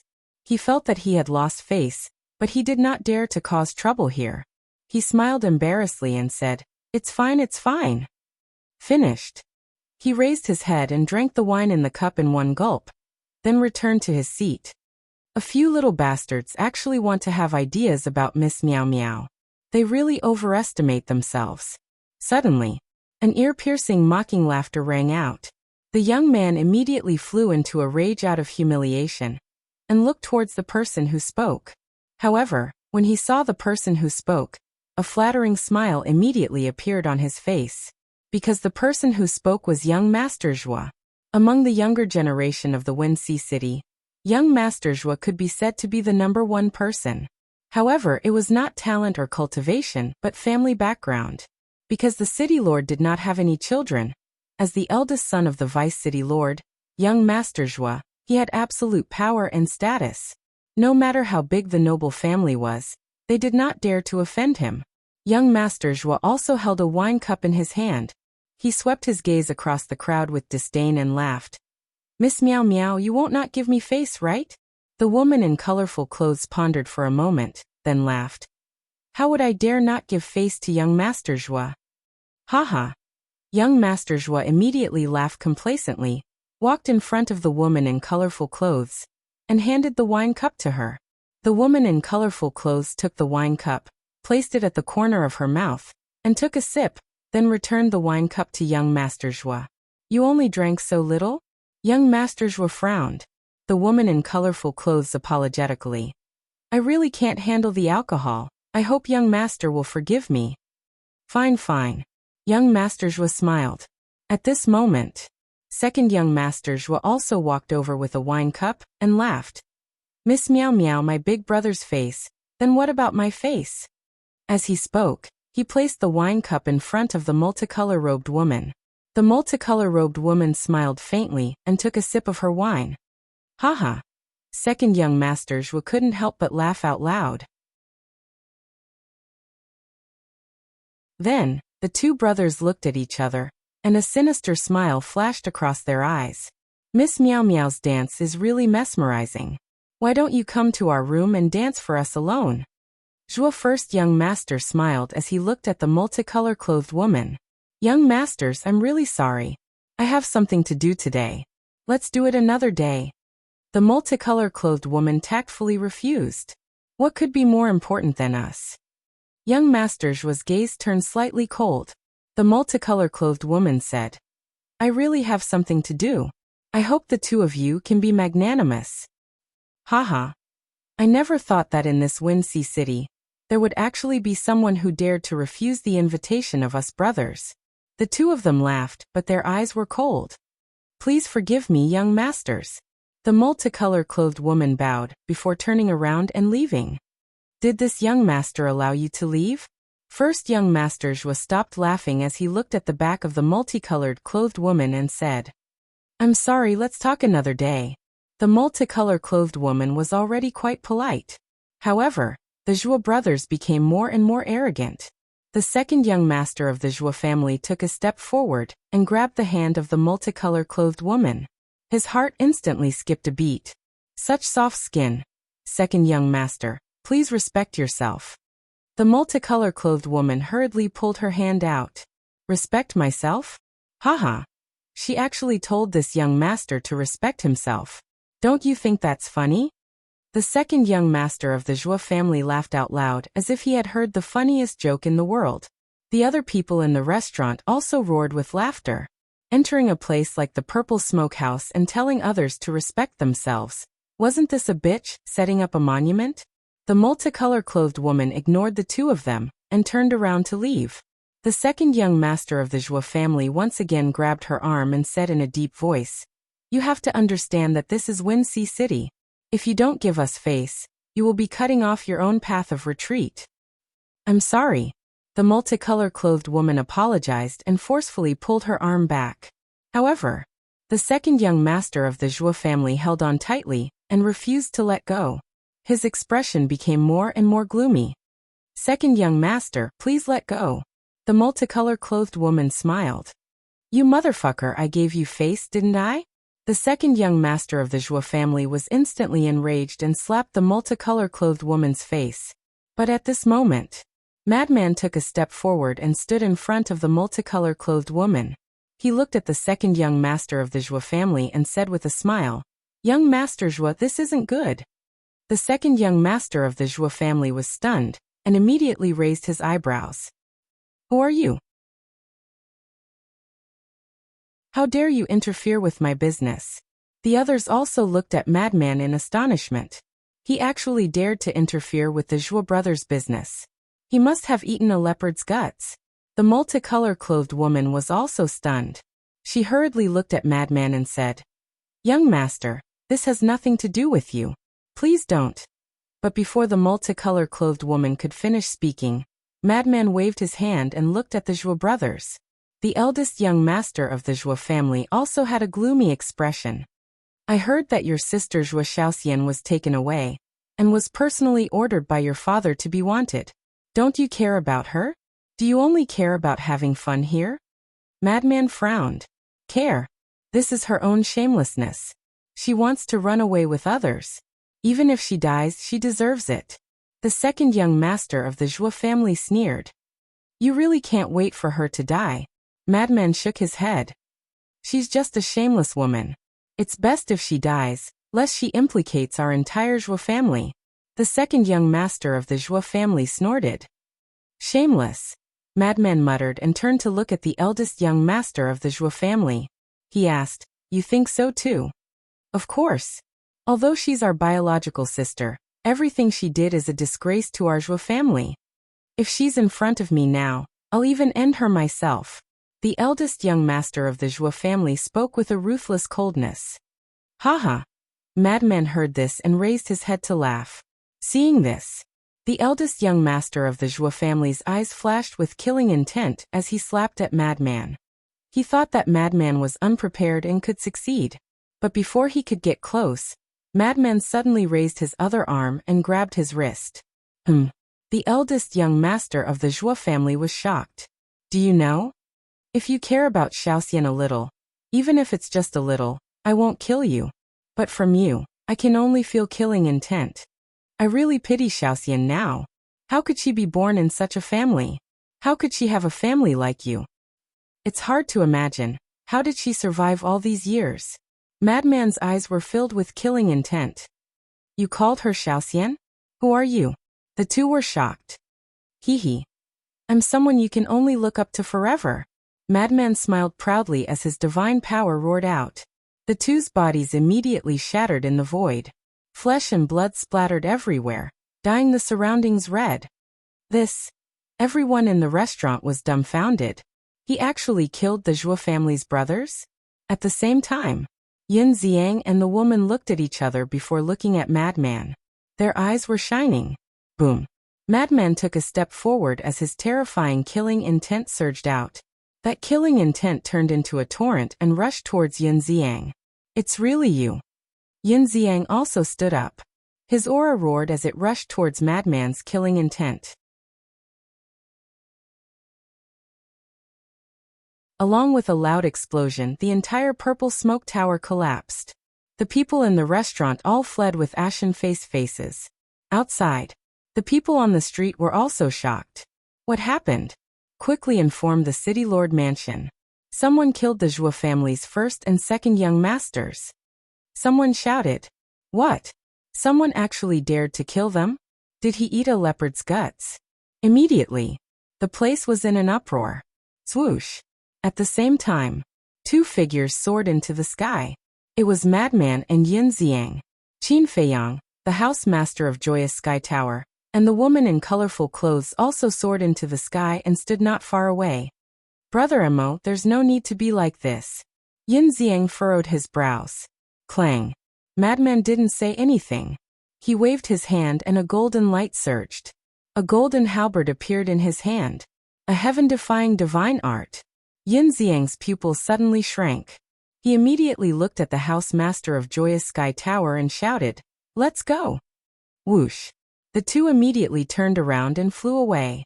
Qin Feiyang glanced at the house master of Joyous Sky Tower. He used the walk formula and instantly appeared in front of Yin Ziang. He said indifferently, "Since we've met, let's end this." Brother Qin, it's really not what you think. We've never even met before. Why would I approach you? Yin Ziang said angrily. Clang. Qin Feiyang also remained silent.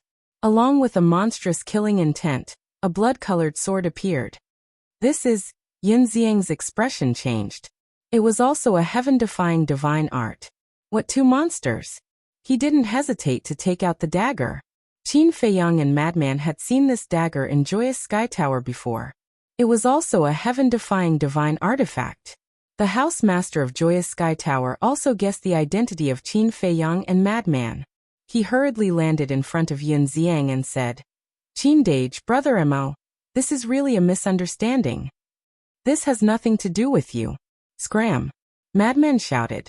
The house master of Joyous Sky Tower said anxiously, "He really has no ill intentions. Why don't you believe him?" "All right. If he really has no problems, then let us read his memory," Qin Feiyang said. "Read his memory?" Yin Ziang frowned. "That's right. I have a secret technique that can read memories. If you don't have any ulterior motives, then let me see your memory. If you really have no problems, I'll apologize to you," Qin Feiyang said. "Do you think that's possible? Go and ask everyone. Who doesn't have any secrets?" Yin Ziang raised his eyebrows. "Then I'm sorry." Qin Feiyang took a step forward and slashed out with his sword. Madman also wielded his Fengtian halberd and attacked Yin Ziang from behind. Yin Ziang waved his hand. The power of law emerged and a space crack appeared. Qin Feiyang's eyes flashed. The blood-colored sword turned in the air and directly blasted into the space crack. The space-time transmission channel collapsed immediately. Madman charged forward at this moment. Yin Ziang turned around and faced the halberd with the dagger. Clang! A wave of destructive energy instantly erupted from this place. Run! The city below suddenly began to collapse, and people fled in fear. Not good, this will affect many people. Qin Feiyang's face changed.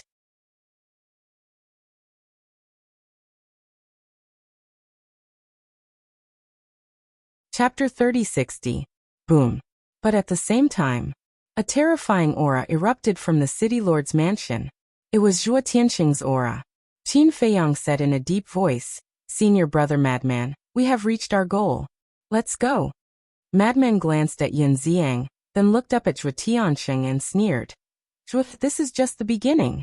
If you don't withdraw the arrest warrant for Zhuo Shaoxian, I will make you die without descendants." At the same time, Qin Feiyang waved his hand, and Qin Batian appeared. Qin Batian immediately opened a space-time teleportation channel, and then rushed in with Qin Feiyang and Madman without looking back. What? There are actually people around them who can control the space-time laws. Yin Ziang was shocked. The multicolor-clothed woman looked at the space-time teleportation channel, and an imperceptible light flashed in her eyes. Swish. Just as Qin Feiyang and the other two left, Zhuo Tianxing arrived in the void. With a wave of his hand, the battle fluctuations that surged towards the city below immediately dissipated. What's going on? Immediately after, he looked at Yin Ziang. "It's not my fault. I came to the Purple Smokehouse to drink, but I bumped into Qin Feiyang and Madman Mo. They attacked us without saying anything. There are many people here who can testify." Yin Ziang hurriedly explained. Qin Feiyang, Madman Mo.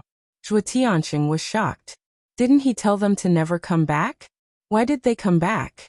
and even caused such a big commotion. They are actually Qin Feiyang and Madman Mo? They are too bold. They are wanted, and they still dare to come to Wine Sea City?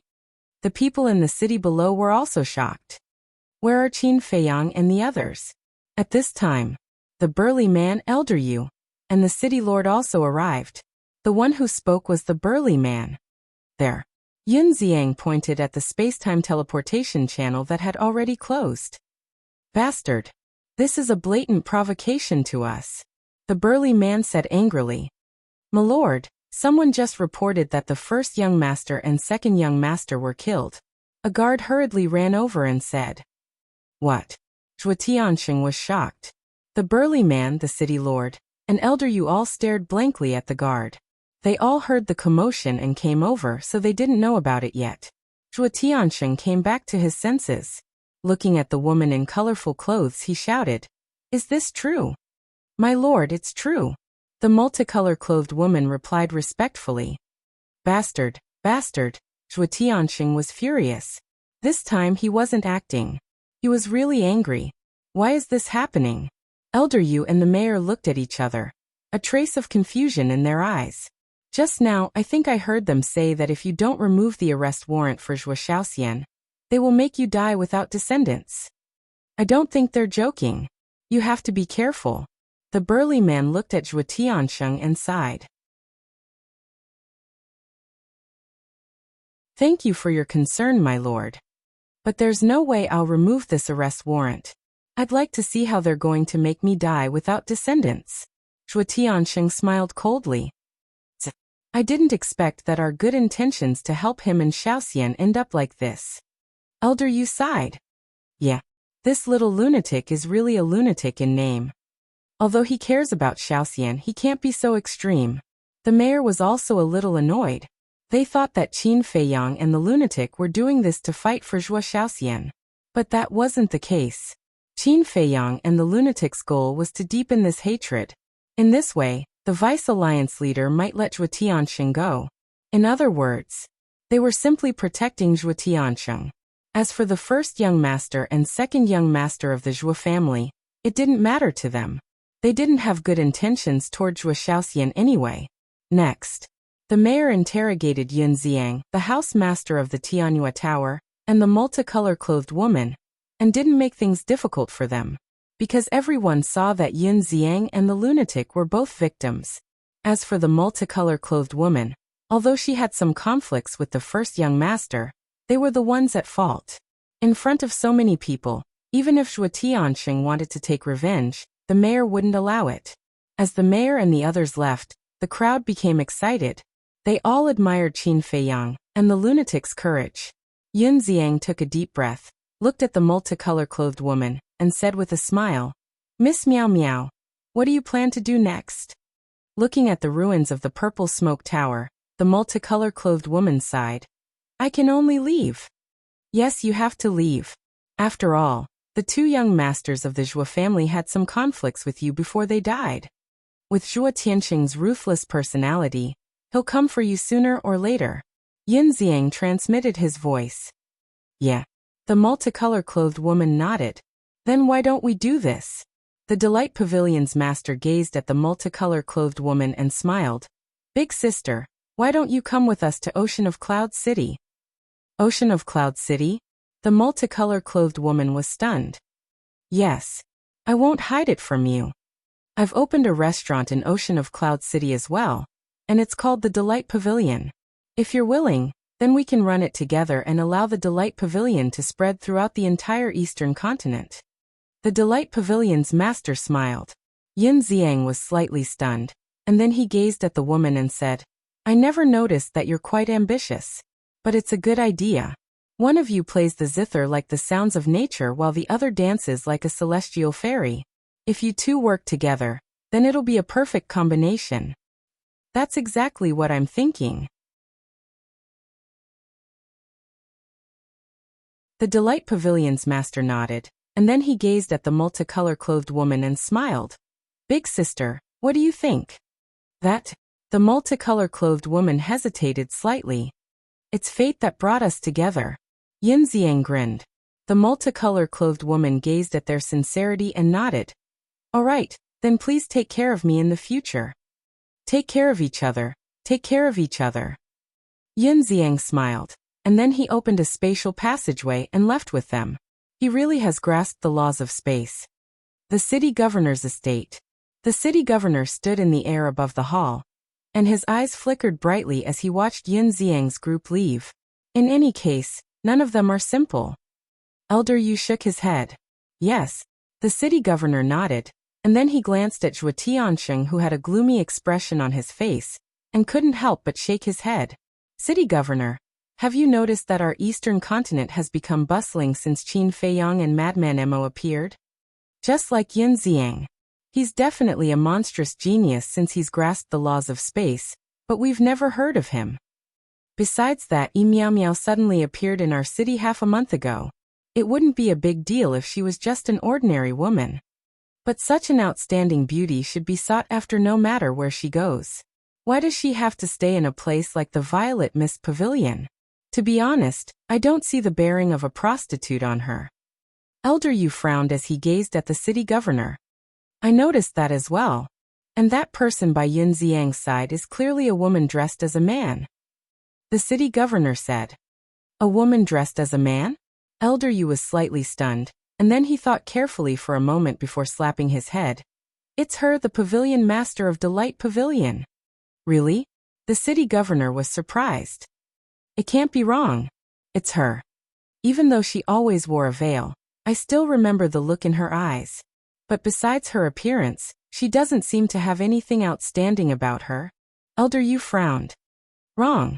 She doesn't seem to be that simple. The city governor shook his head. It can't be. Elder Yu was surprised. I hope it's just a misconception. As soon as he finished speaking, the city governor looked towards the hall below. A short while later, the burly man walked out.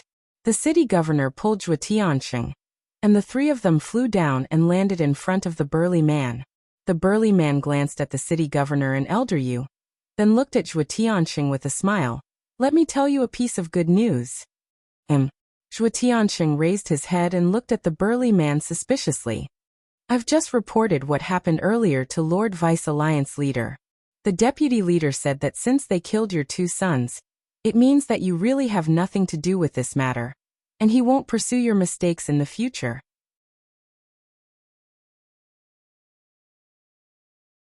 The burly man said. Really? Zhuo Tiansheng was stunned. Yes. The burly man nodded. Thank you, messenger, for speaking up for me in front of the deputy leader. Zhuo Tiansheng was overjoyed, and a huge rock in his heart was finally lifted. Don't be happy too early. The deputy leader ordered us to kill these two people. The burly man said. We will.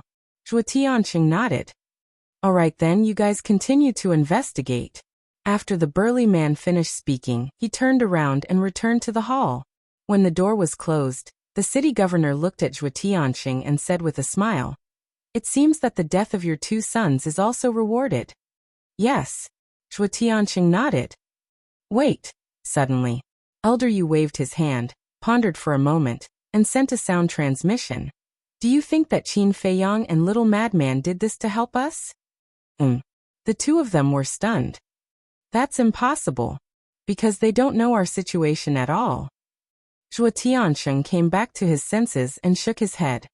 That's true. Elder Yu nodded. This confirms the saying, an unintentional willow will grow. The city governor laughed secretly. But they are my sons after all. If they are useless, their deaths are not to be regretted. Although they are a bit foppish, they are still good to their family. Zhuo Tiansheng sighed. My condolences. The city governor patted him on the shoulder, with a comforting expression. At the same time, in a corner of the eastern continent, in a hall, the deputy leader sat on a stone chair, his eyes flickering with a dark light to the extreme. Grandfather, what's so annoying? Suddenly, a young man in blood-red clothes walked in. His hair was also blood-red, and there was a shocking murderous aura all over his body. Sigh. The deputy leader shook his head and sighed, asking, Why are you back? I've already killed all the beasts there. What's the point of me staying there? The young man in blood-red clothes laughed and then asked, "Grandfather, what happened?" "There is indeed a troublesome matter." The deputy leader nodded and briefly explained the situation of Qin Feiyang and Madman. "That's it." The young man in blood-red clothes was stunned. "Yes." The deputy leader nodded. "Didn't you just kill a small city governor? Is there a need to deal with them like this?" The young man in blood-red clothes shook his head speechlessly. The deputy leader said, "You don't understand. These two must die." "Why?" The young man in blood-red clothes was curious. "Don't ask what you shouldn't ask." The deputy leader glared at him. The young man in blood-red clothes pursed his lips, his eyes flickered for a while, and said, "Grandfather, if you want him to die, then leave this matter to me." "You?" The deputy leader looked at the young man in shock. "Why? You don't have confidence in me." The young man in blood-red clothes smiled. "That's not it." The deputy leader shook his head and said, "I'm just thinking, isn't it a bit of a waste to let you go? Anyway, I'm bored. Besides, after hearing what you said, I feel that this Qin Feiyang and Madman Mo are quite powerful. I really want to meet them." The young man in blood-red clothes smiled. "Then," the deputy leader pondered for a moment and nodded, "All right then. But remember, don't go too crazy and hurt innocent people. After all, our rogue cultivator alliance still needs the support of those ants." "Got it. Then I'll be leaving." The young man in white waved his hand, opened a legendary altar, and quickly left. "Got it. I hope so." The deputy leader shook his head. He knew his grandson too well. Once he started playing, he wouldn't care about anything. You're tuning in to the Limei's Wuxia Whispers YouTube channel. We're so grateful for your support, and don't forget to subscribe to join us on this incredible journey through captivating stories. Your generosity through donations truly makes a world of difference, as it's the primary source of revenue that allows me to expand and enhance this channel for you. Thank you from the bottom of my heart for being a part of this adventure.